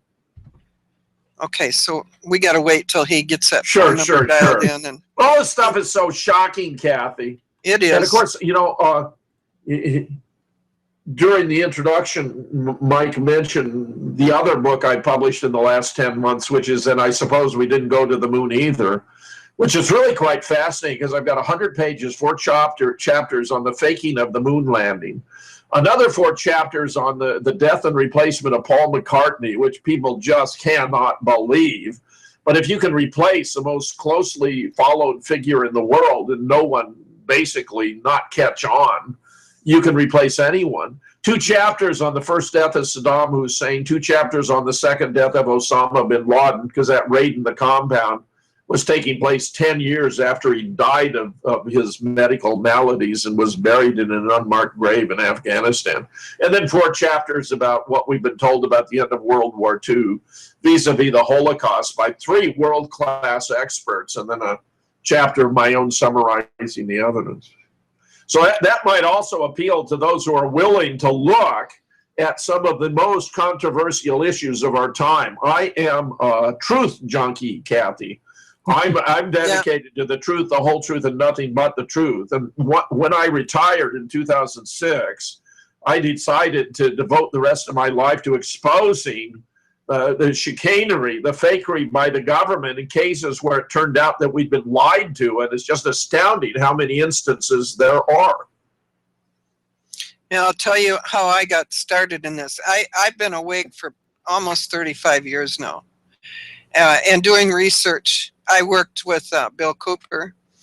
I worked with Fritz Springmeier and John Todd when he was with us. And so I got a good training. I got a good awakening. But when I came home from Honduras in 2009, I think I was only home about 3 or 4 months, and Tom Gamble contacted me, and he asked me if I'd be willing to do radio. I said, me? I wouldn't even know what I was doing. And he said, well, just start out talking about God. You know all about that. And then from there, you can figure out what you're going to do. Well, so I started on RBN radio. Okay. Every Friday, just talking about God. Kathy, believe it or not, that's the first place I had a job. Where you started? Yeah. Yeah, the very first one, until Stuttmeyer fired me on the air. Yeah, he got me too. Isn't that something? Give me just a second. Let me get that number called in. I got to do it through Skype yet. Okay. Sure, go right ahead. Go ahead, Kathy. Well, we got to wait. Okay. Yeah, I'll get it called right in. Go for it. This service is provided in high definition by access code accepted. And we do. There are 2 participants. We already do have people waiting. So. Okay, terrific. Go Well, ahead let's get with them the on. calls. Get them on. Alrighty, we have area code 250. You're on. Go ahead. Hello. What's going on, all? Thanks for the prayers. I'd like to thank you all. I mean, Mikey, thank you all. I mean, Who we talking to, dear? Whoever it is, guys, it's Brandon, your little homie here. Oh, your hi, little Brandon. homie. Your little homie. And yeah, your guest is really on the ball tonight. I agree with you completely. It's pretty awesome stuff. He's Did you have a question for him, Brandon? Well, I was just going to kind of say about this human cloning stuff. So the documentation that I've gotten into, this stuff goes back almost around the same time as the Project Paperclip stuff. I mean, more or less, my buddies in the States told me when I was a young man that they more or less got these laboratories with this advanced, and I mean advanced. This is all Thule Society stuff. It's all the real stuff. It goes pretty deep, and you would have to know from being involved, like I was, in the occult, highly. You have to know it and know its tricks.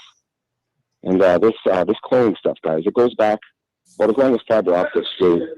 Quiet there, kid. I'll beat that little Brandon.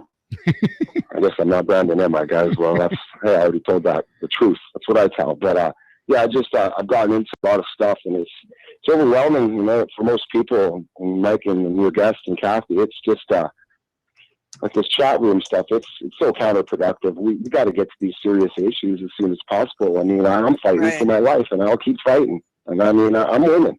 When I lose, I'm coming back tomorrow, guys, strong as ever, and I'm strong. And I'm only as strong as you guys and your guests and everybody else. It's on the good side, because I'm on the good side now. And I've been the whole time I was on the dark side, but some shit happened to me when I was a young boy. And it happened to a lot of people. And these programs go back in Canada and they go back in the States. Well, I was part of one of those little programs of theirs. And I'm not afraid to run anymore. So I'm all here, guys. And if you want to pop me, get the friggin' line.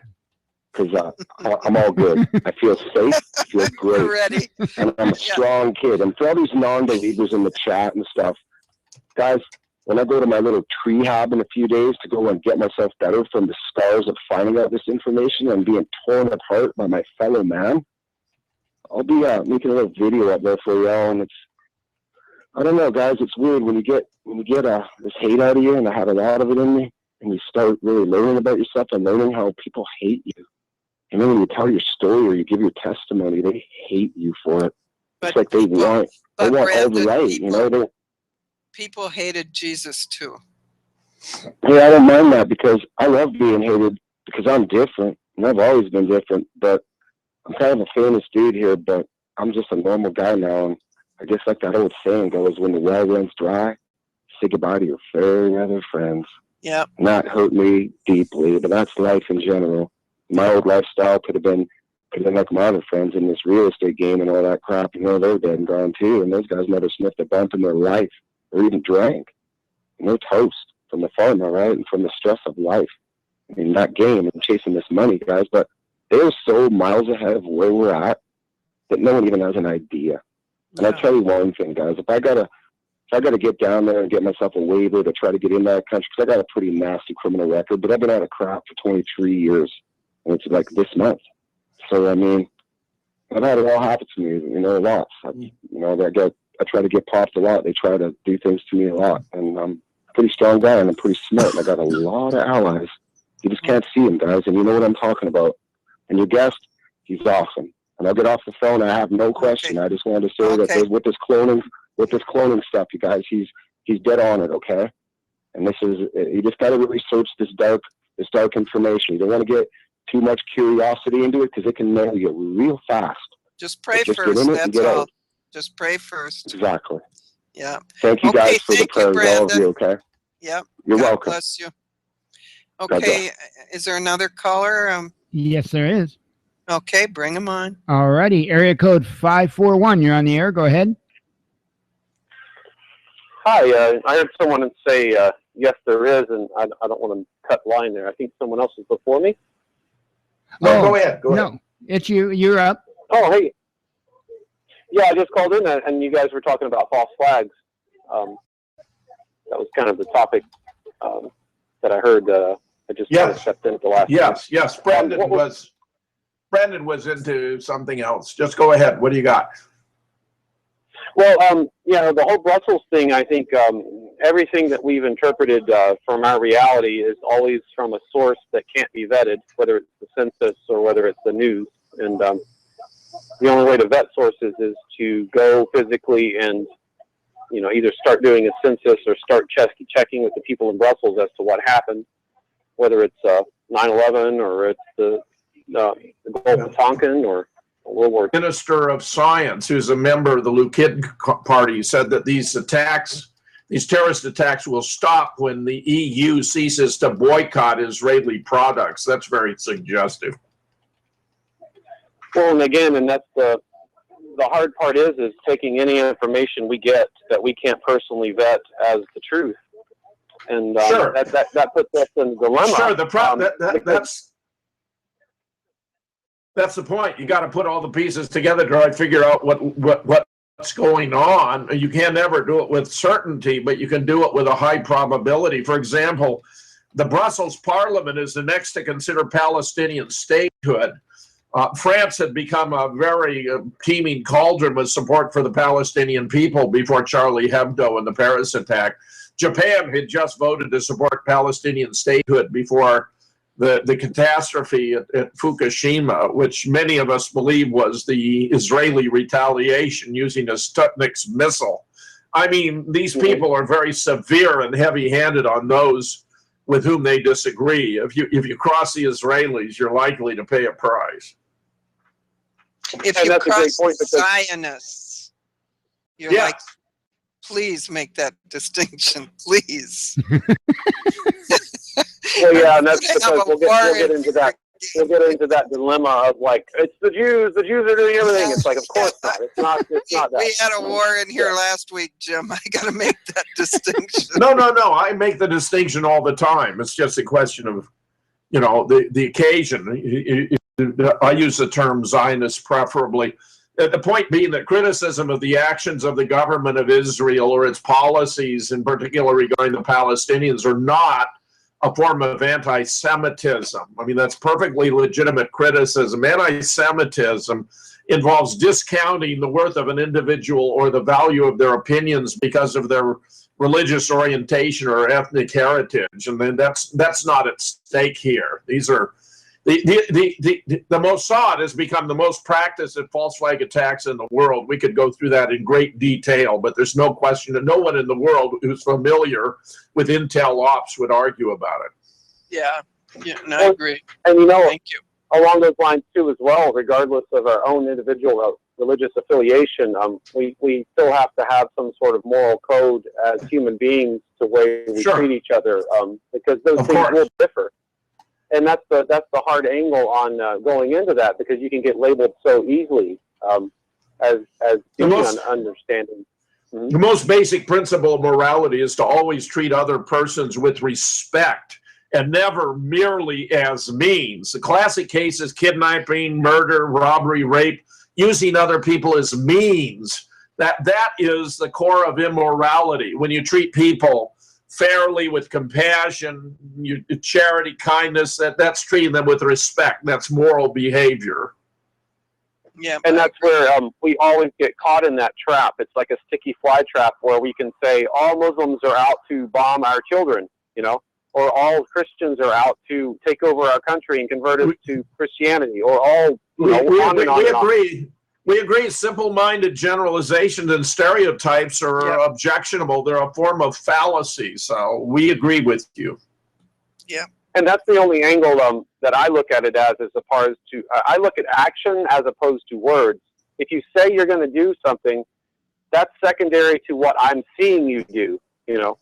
Yep. And the only way to really know if all the stories are true about what's going on in the Middle East or anywhere in the world is if I fly there personally, get on the ground and vet it all and learn what's happening from the people on the ground. But I do not have the resources to be a globetrotter and you know, independent journalist who flies all over the world. So I'm at the mercy of the internet. And then we see the internet, and that's a whole other frame of the information I'm getting coming through that. What are the sources? Can I vet the journalist who wrote this? And then on, and then we get kind of in the fly trap, and that's the danger I see of the moving forward with information, but at the same time getting to know our neighbors better than we know the internet. Yeah. You know, here's an interesting question for you, Jim, in the chat room. If everything is a false flag, or a hoax is anything real? Well, of course, all the things that aren't hoaxes. Go to the grocery store, look at the prices, they're very real. Get gas at the filling station. You know, the overwhelming majority of events are ordinary, real, commonplace. We're talking about fairly exceptional ones that are laden with political significance. Those are the ones you have to examine with close scrutiny. Yeah. And the thing is that just because it was a hoax doesn't mean they didn't target somebody in that hoax. They used it for a way to do that. It's kind of like I've been wondering a lot of times myself in these people that call these snuff films. And are they really killing people in these things, do you think? Well, it depends. I mean, you know, some people like Tamerlan was killed in Boston and his friend down in Florida, they were killed. Whether anyone was killed here in Brussels is a good question. I don't deny that it's possible that we get a mixture, you know, of real killings with stage effects. Makes it much more complicated to sort out. Take Charlie Hebdo, for example. There was an X right on the roadway for the right tire of the vehicle to park so that the surveillance camera would get the best visual field. Then there was an officer lying on the sidewalk, shot in the head with an AK-47. It ought to have blown apart like a pumpkin. Instead, there wasn't even any blood. In fact, a witness reported seeing the police come by later and lay down the blood. So, you know, you got cases like this where a lot of it is staged and fabricated, but it's possible some people have been killed. You know, I go back to the shooting of, what was that senator that they shot? And they were really after the judge. They targeted the judge. But no, not senator. You're talking Gifford. You're Gabriel Gifford. She was a member of the House. She wasn't a senator. Now, who did they give us back? It isn't Gifford. That ain't the lady that we see now. They gave us somebody different back that looks similar, but she's not. Yeah. You know, I've heard some about that. I haven't done enough about Tucson. I have a colleague who had done work on Tucson that was included in the first edition of the Sandy Hook book about the nexus of tyranny, Tucson, Aurora, and Sandy Hook by Dennis Camino. Yep. Well, I did a lot on that Gifford shooting, and I worked with several. Yeah, I agree with you that the judge was the target. I agree with that. Listen, I was a medic. I drove ambulance for quite a while, and when I was looking at that Gifford shooting, I was actually on the air with Dallas Goldbuck.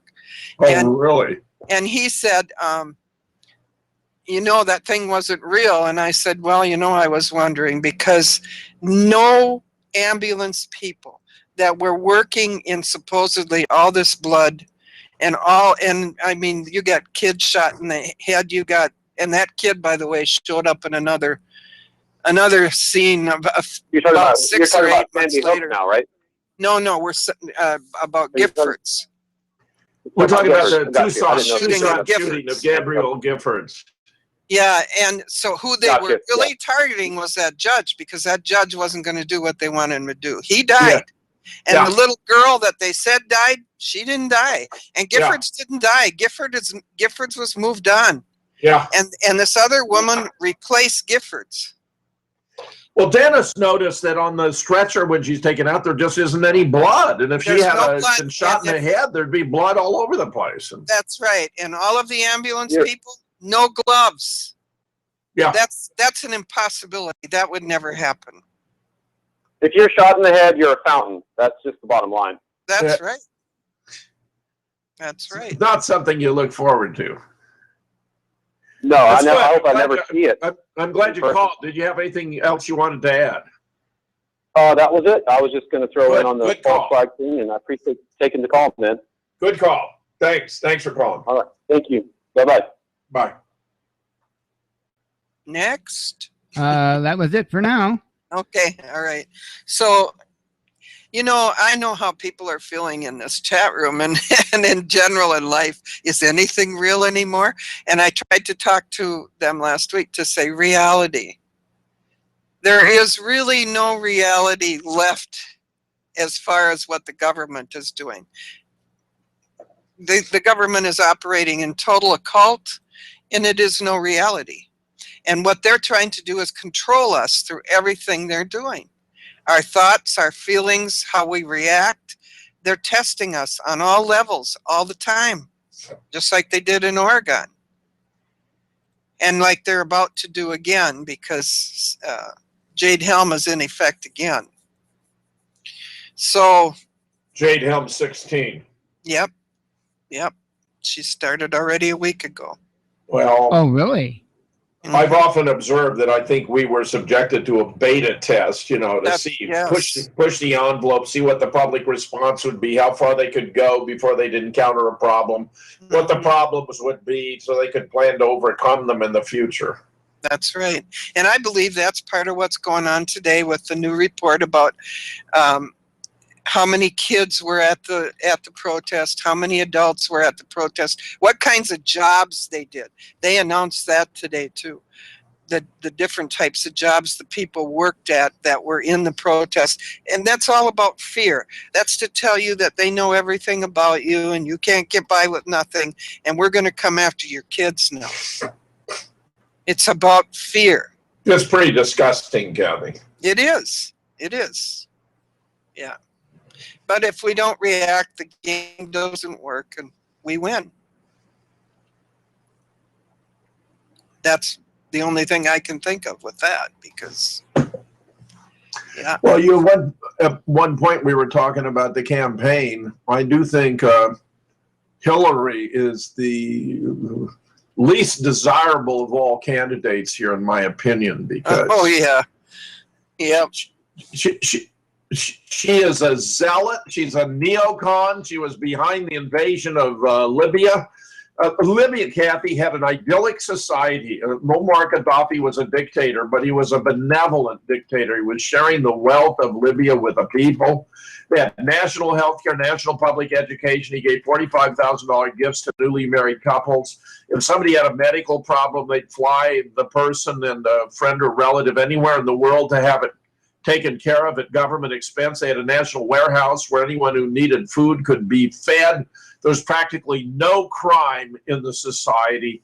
He was undertaking the Great Waterworks project that would have turned the northern Africa into a veritable oasis, and introducing the gold dinar, which may have been his undoing because it would have rapidly become the currency of all of Africa. Robert Gates, and the Secretary of State, Secretary of Defense, wasn't up for it. Barack Obama wasn't enthusiastic about it, but Hillary pushed and pushed to have Libya attacked by NATO, and they brought in mercenary forces and were slaughtering everyone. All kinds of rapes were taking place. They were paying these mercenaries 3 times over. Killing a person, they get paid the first time, chop up their body the second, burn the body, you were paid a 3rd time. They've turned it into a complete rubble. I mean, this was a society that was probably as close to an ideal relationship between the government and the people as the world has ever seen, and Hillary turned it into a complete disaster. She boasted about it later. She said, "We came, we saw, he died." No, I mean, that's really disgusting. It's on the line of Madeleine Albright, you know, when informed that 500,000 Iraqi infants had died because of the no-fly zone imposed over Iraq, whether it was worthwhile. And oh yeah, she assured us that it had been worthwhile. The death of 500,000 Iraqi infants. Now, these are people who have no humanity about them at all. And Hillary and Madeleine Albright are kindred spirits, one and the same. Hillary's a neocon. She's eager to precipitate a war with Russia.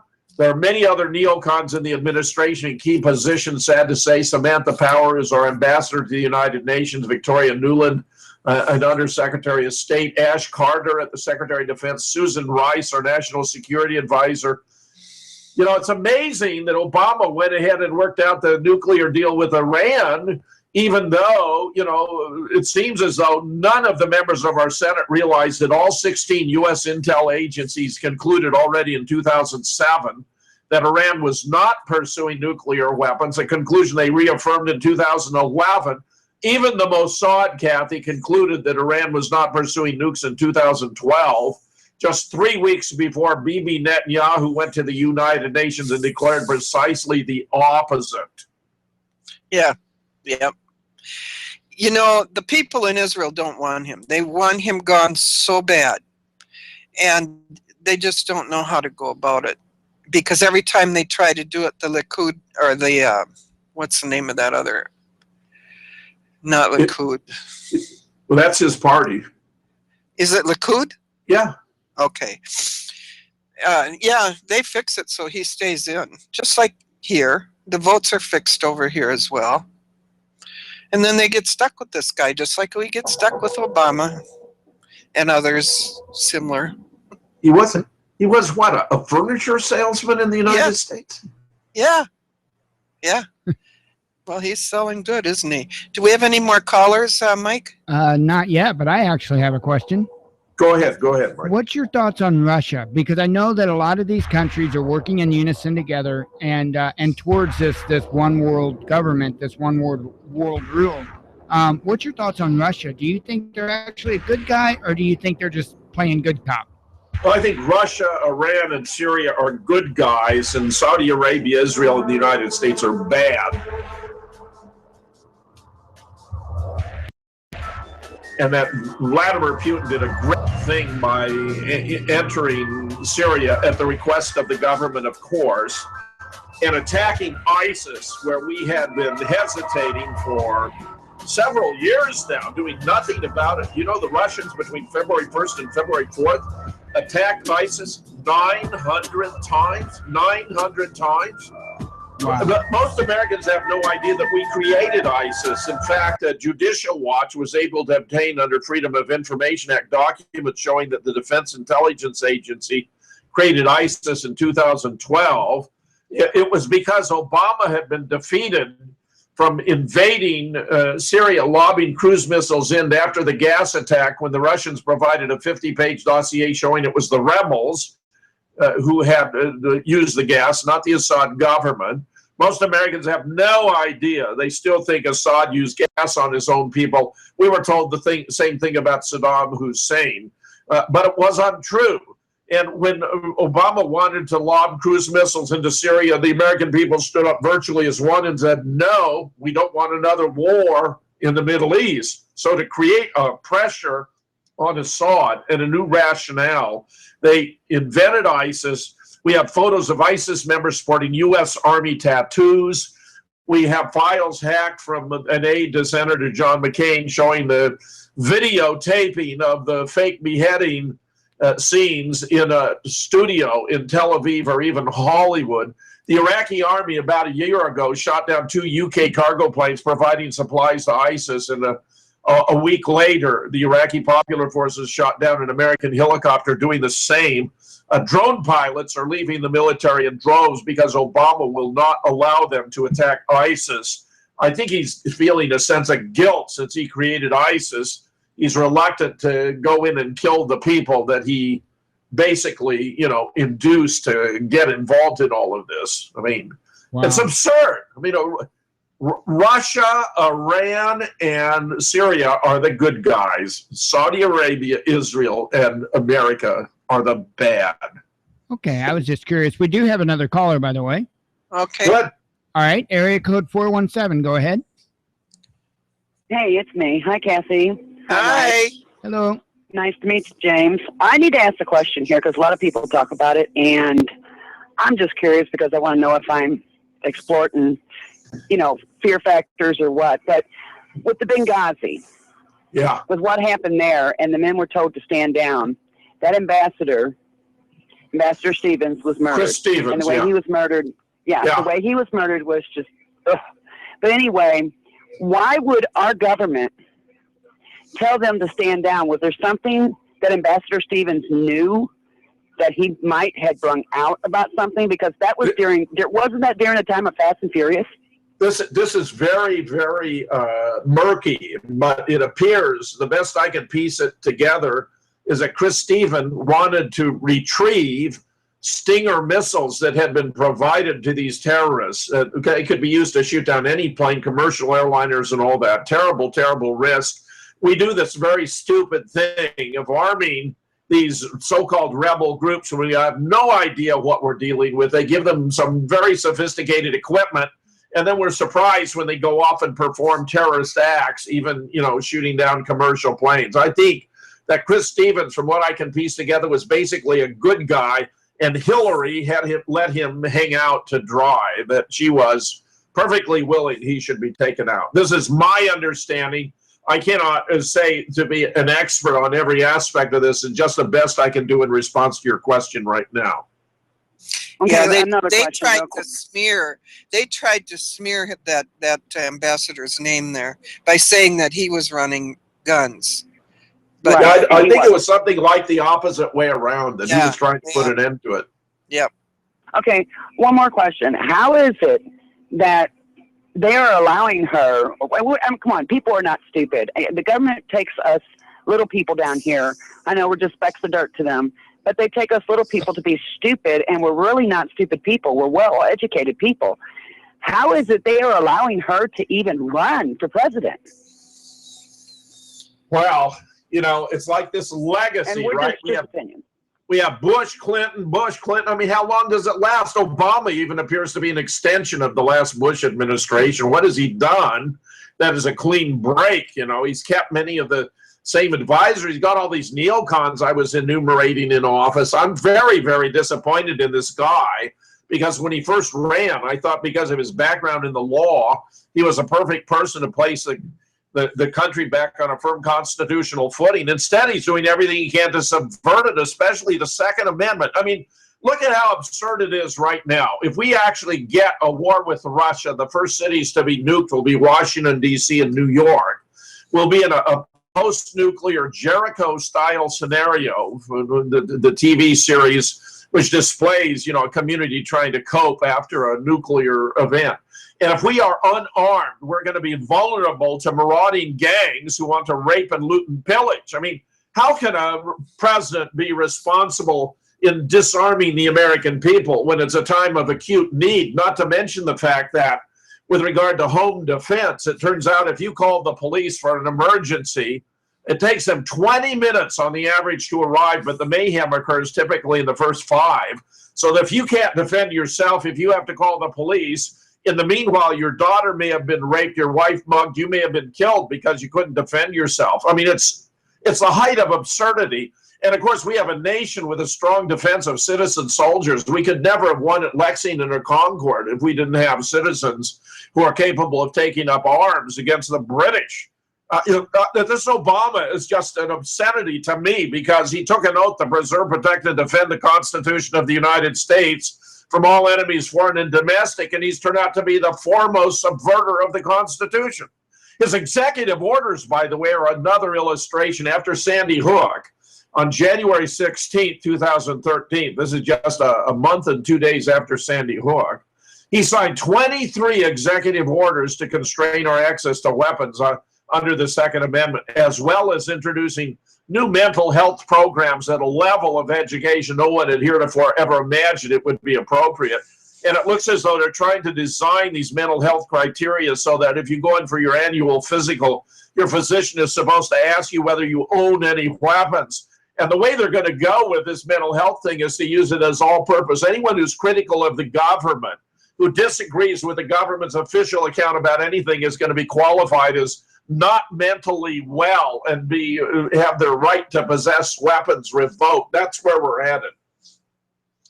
Okay, well, another thing is, I know that's where we're heading, but the point is, how is it that Congress is not listening to the people? We voted them in there.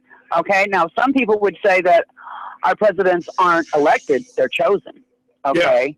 Yeah. And here we're griping at Congress. We're tweeting them. We're sending them letters. I know I have, and they're not doing anything. Why has this man been impeached by now? I wrote to 97 of the 100 senators about the Iran deal, about how our own intelligence agencies had concluded that Iran was not pursuing nuclear weapons in 2007, reaffirmed in 2011, the Mossad 2012. So there was no reason to have these sanctions, which turn out to be a form of collective punishment that is forbidden by Article 33 of the Geneva Conventions of 1949 that say no individual may be punished for a crime they did not personally commit. These were sanctions that were affecting the life of everyone in Iran. They were violations of the Geneva Conventions for a completely improper purpose. Does the United States government not know that its own intelligence agencies concluded already that Iran was not pursuing nuclear weapons? I mean, this is absurd. It's a reflection of how powerful AIPAC has control over the government, where Cynthia McKinney recently revealed that when a new member of Congress comes to Washington, AIPAC asks them to sign a pledge that they'll put the interests of Israel even ahead of those of the United States. And if they refuse to sign, as she refused to sign, they'll find themselves confronted with a well-financed alternative candidate, or as in the case of Dennis Kucinich, discover they've been they've rewritten the district so you no longer have a seat in Congress. I mean, this is a kind of hardball. And most of the members of Congress are millionaires. They're out of touch with the life of average working men and women in the United States. Where NAFTA, which Hillary, of course, a champion when Bill Clinton had it passed, has gutted our manufacturing and industrial base. And Hillary, while she's right now pretending she isn't supporting the TPP, she has in the past described it as the gold standard for trade agreements. That's a very bad sign. Yeah. I have a question, Jim. Yeah. What can we, the people, do to get the Congress to move and do the right thing here? Well, it's very complicated. I mean, there's several things that need to be done. These elections are being rigged by the use of electronic voting machines. I mean, Stalin made the observation long ago. It doesn't matter who casts the votes. What matters is who counts them. These companies are owned by GOP-leaning companies. Even the guy who ran the vote tab in Ohio in 2004 said he was going to do everything he could to get Cheney and Bush reelected. I mean, it's very bad. You got to get rid of electronic voting machines. They were used repeatedly here in Wisconsin. I work with a brilliant statistician who's published on the theft of elections using electronic voting machines by the name of Richard Charnon. And we applied it first to the re-election campaign against Mary Burke. Mary Burke actually won that election by the margin that Walker wound up claiming of 53 to 47. It should have been the other way around. It's as though they simply reversed who was getting which vote. In fact, the telling case was in Milwaukee County, which is a bastion of Democratic support. There was a historic turnout, which favors Democrats invariably. They brought in Michelle Obama twice, Barack once, even Bill Clinton. There was huge enthusiasm on the Democratic side. Would you believe in Milwaukee County, the larger the number of votes cast, the greater the percentage that went to the Republican candidate. Mm-hmm. Yeah. And it turns out when he looked at the recall election, Scott Walker stole that using electronic voting machines too. So that his touted credentials, you know, as a guy who'd been elected in a purple state multiple times was just rubbish. It was complete nonsense. Yeah. See, they've rigged the vote on all sides. I got no faith in voting for anybody because they're going to put in there who they want to put in anyway. But here's my idea, and I want to see what you think of this.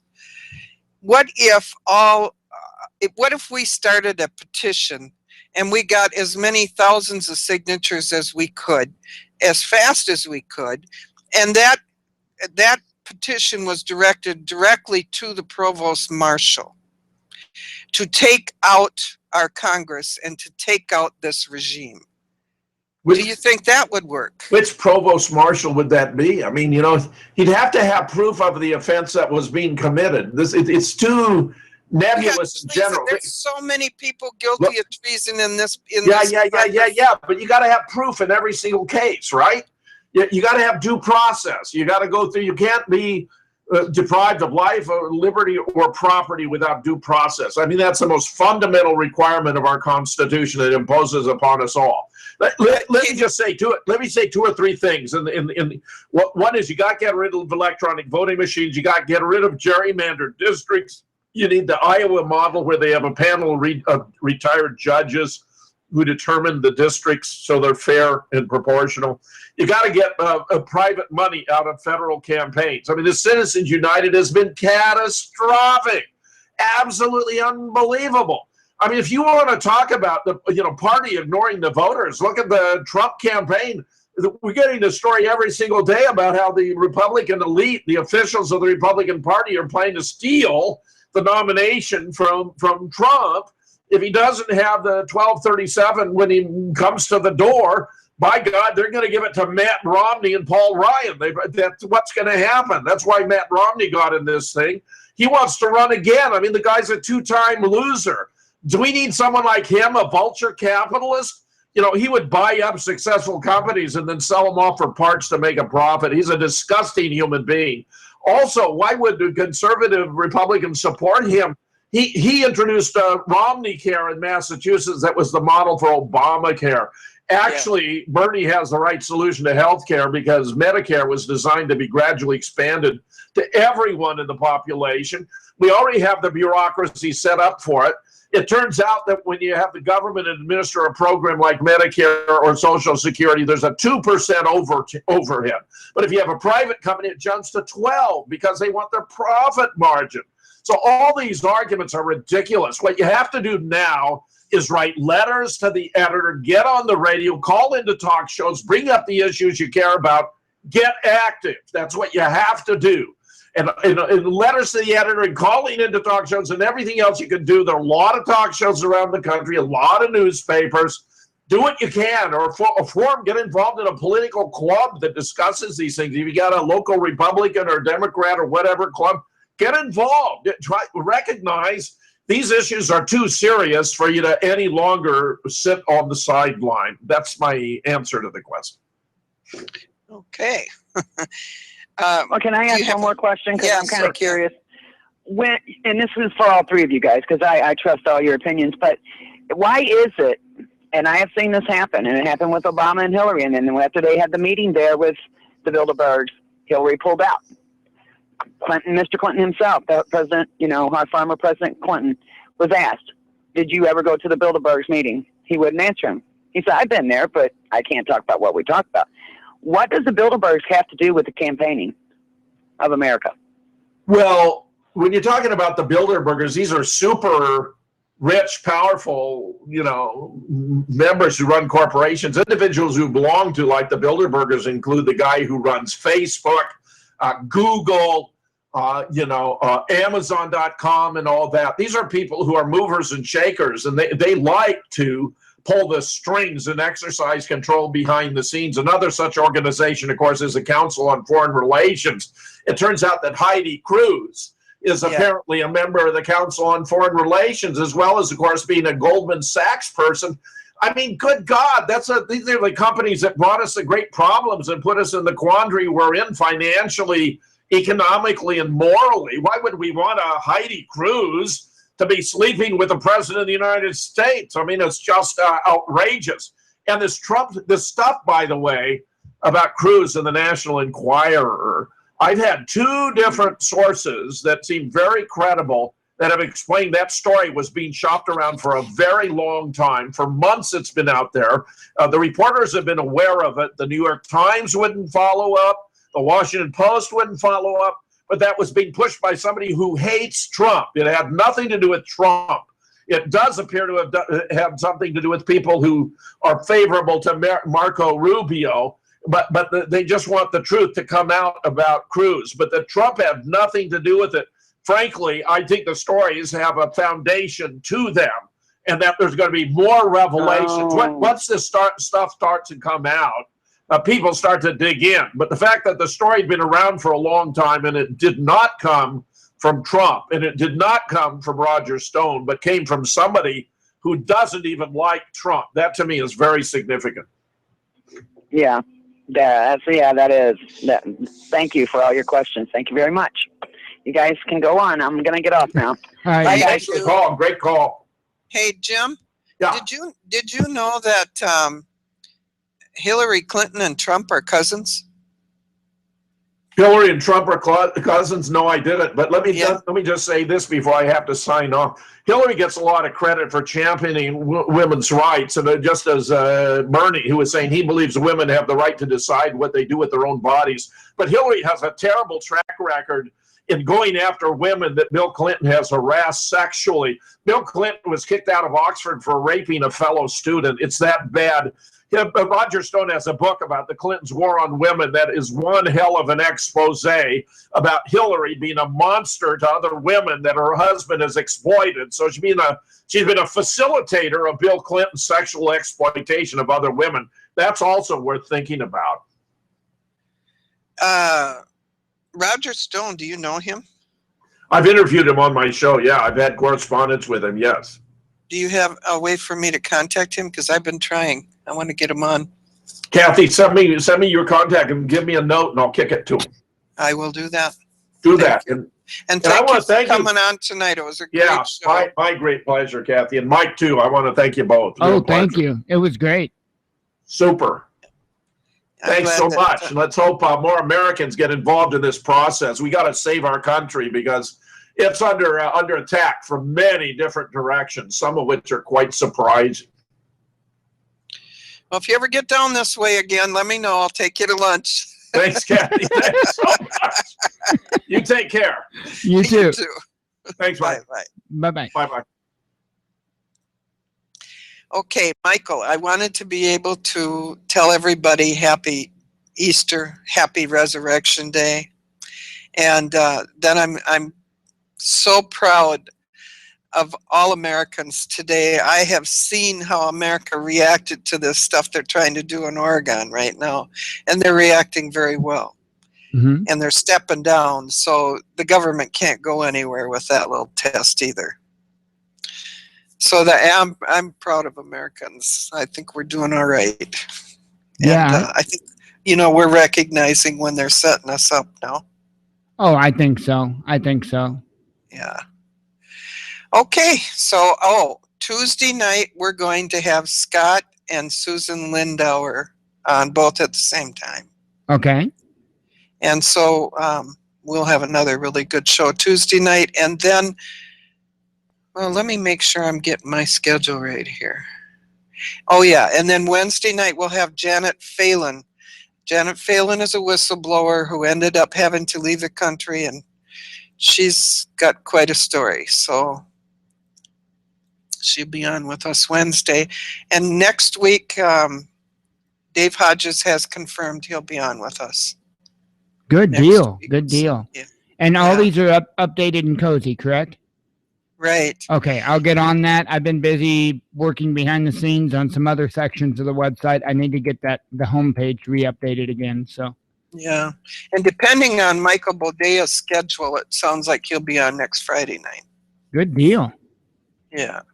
Good deal. Well, I know I was shocked when I connected who Jim was with his book, because I remembered hearing that on, I think I heard him on Alex Jones, or maybe Alex Jones was just talking about it. And I immediately, scoured the internet to find that book to download it, because I figured it had to be pretty important if they banned it. Yeah, it was a good book. And when it was just a stitch when he came here, and I saw how this place reacted, newspaper articles coming out banning him from coming to Northfield, and finally somebody did take him in, but he couldn't talk about anything he wanted to talk about. He had to talk about what they wanted him to talk about. It was pretty crazy.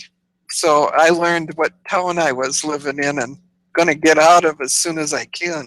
Right. By the way, next Friday night, on the 8th of it's on the 8th of April, we'll have L.A. Marzulli on with us. Okay. So we got some good guests coming on this next month. I'm very pleased that we're going to get them all on. Yes, that's awesome. Yeah. Okay, I will let all you guys go, and you have a wonderful tomorrow. Would you by chance want to leave out with a prayer? Oh, sure. No problem. Father God, we just come before you, and Lord God, we thank you. We thank you from the bottom of our hearts for rising from the dead for us, for clearing out all the sting of death when you ascended into hell or descended into hell, and for when you rose into the heaven, rising, taking us out of that tomb and bringing life into our bodies and our souls and our spirits, Father. We belong to you 100%. And Father God, we are here to serve you, to love you, to honor you today, and to honor what you did for us with your Son and how he died on that cross for us, Father. We just thank you. We thank you and we bless you for it, Father. I thank you for how you blessed me today, blessed my family. I thank you for all the blessings you give everyone. And Father, for that video I found this morning, thank you so much for that blessing. And I pray that you will remind Mike to play that video tonight and bless everyone else too. In Jesus' name we pray. Amen. Amen. That video, by the way, I did send to you. It is there. Okay, I got it in email. Yeah, let me see if I can just pull it up and put it to the bottom for you so you can find it right away. It is a huge blessing. I've already got it. If it's talking about Israel Bible prophecy. That's it. Yep, I've got it right here. Okay. Until then, I'll see you guys Tuesday. All righty. God bless and thank you, Kathy. Thank you.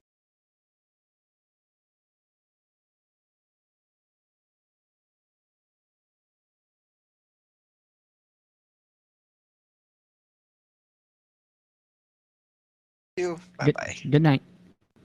So I'm still trying to catch me realizing who that was that we were on the phone with.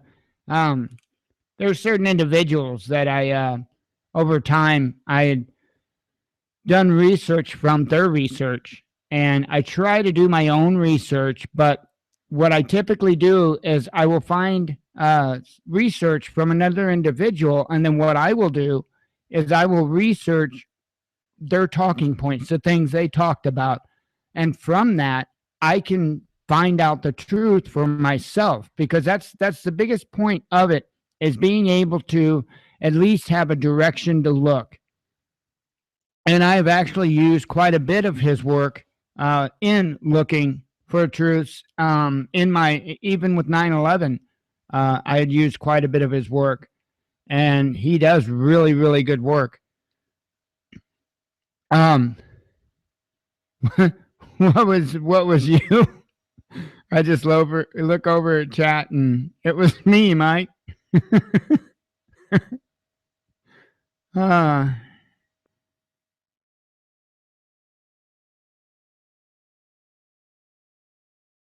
I've been having all kinds of problems. At least I didn't have any issues with the stream going out on us tonight.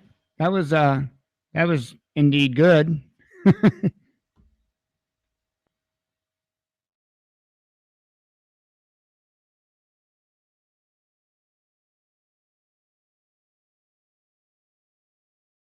I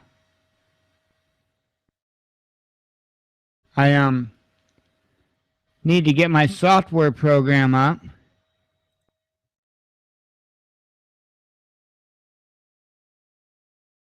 That I use to sum it down on my connection,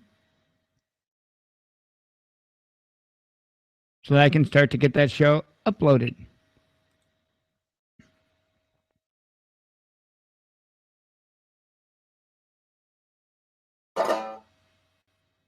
Well, I don't know what that was all about, but huh.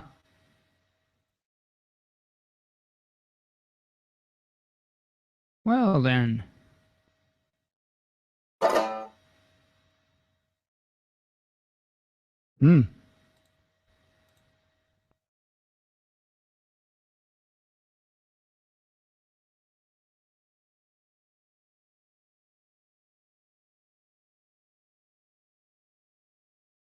Interesting.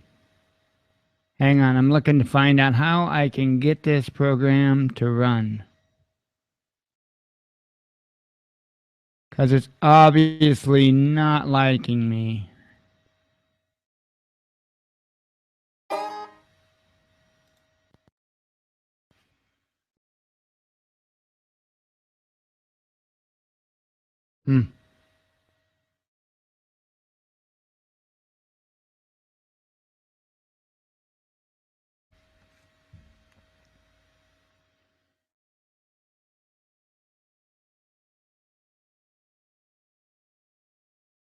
Uh-huh. Well, I have it partially up. I bet it's going to give me the same error. Yep, it did. Ah. Yeah, whatever.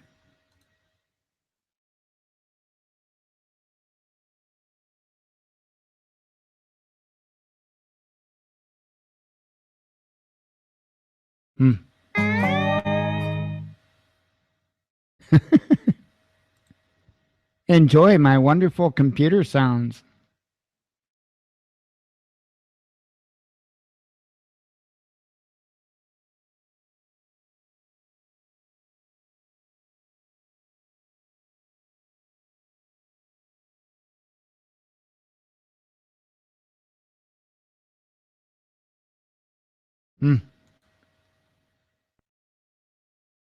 I'm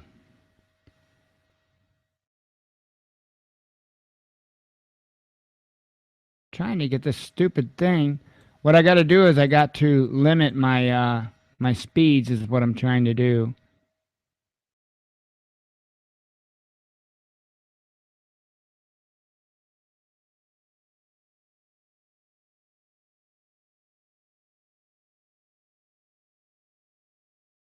And it's not getting me a whole lot of choices here.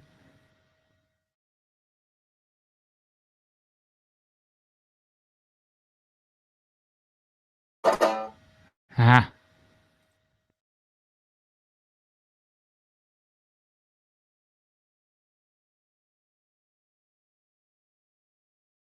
Won't even let me grab onto it. If I can move it. Ah!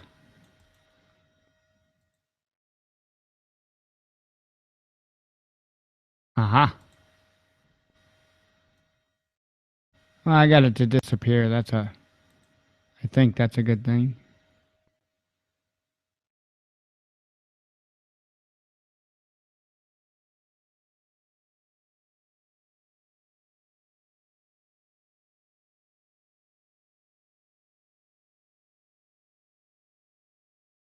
Heck, I don't think the program is running.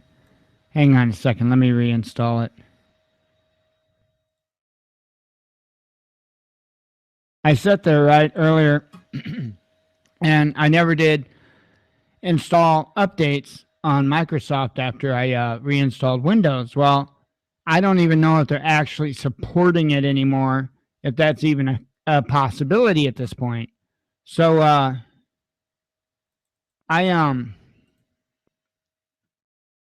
told it to start searching for updates, and it took forever and a year, and it didn't show me a single update. So then I thought, okay. I said, okay, not a problem. I just shut the window out. So I just now clicked on the little start button, whatever you want to call it. And I see it gives me the option to, or, you know, it shows the option to shut down and install updates. So I don't know if it finally got the updates or what, but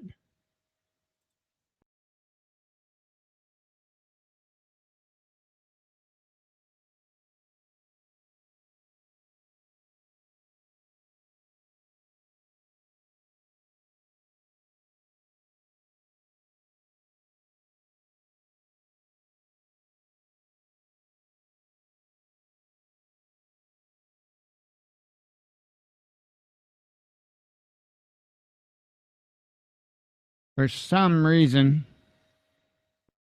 this thing started acting real funny. So I'm trying to fix it.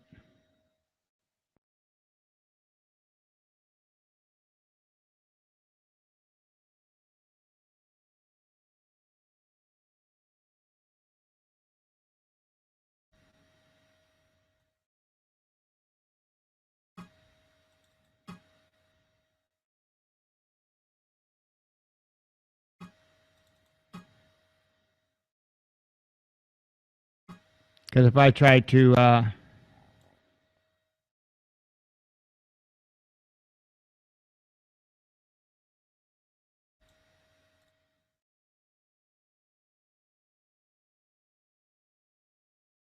Huh.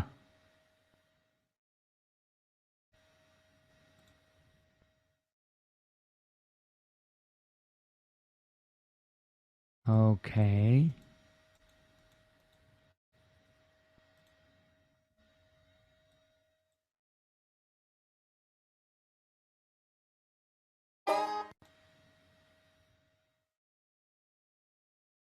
All right, let's see if the stupid thing will work now. No.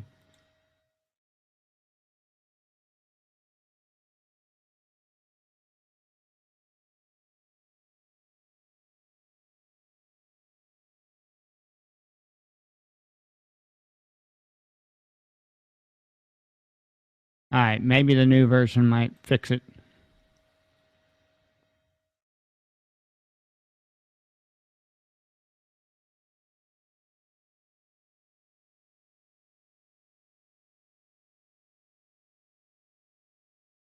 If not, it'll break it. It'll do one or the other. Sorry, guys. I just really want to get that, I just really want to get the, that show up. I see it on my desktop.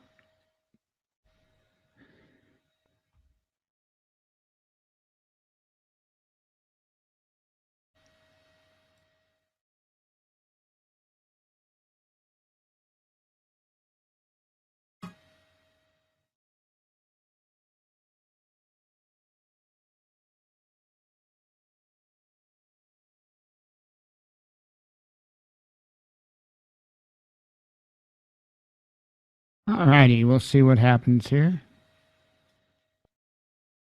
This time I'm going to let it run.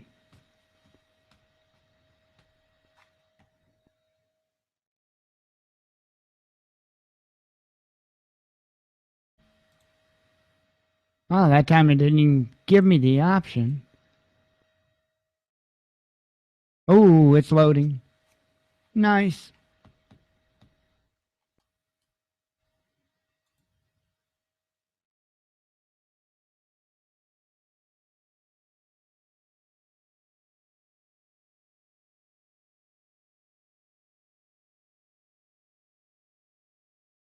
Sorry, I know this is real exciting for you guys, but...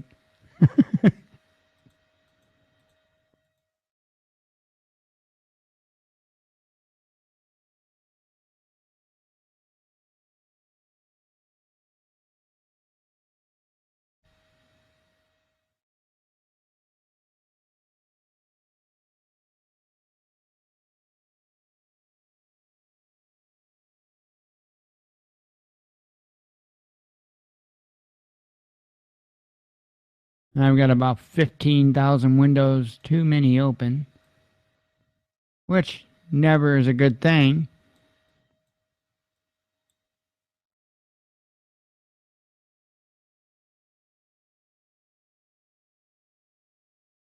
All right. Yay. Now hopefully I don't see the connection go crazy.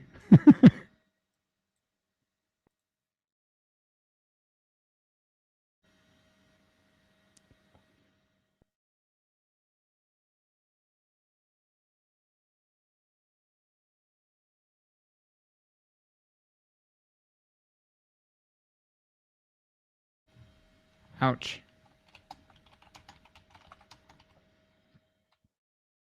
Knocked my e-cig over a couple of times during the show. Luckily I had my mic turned down when I did that.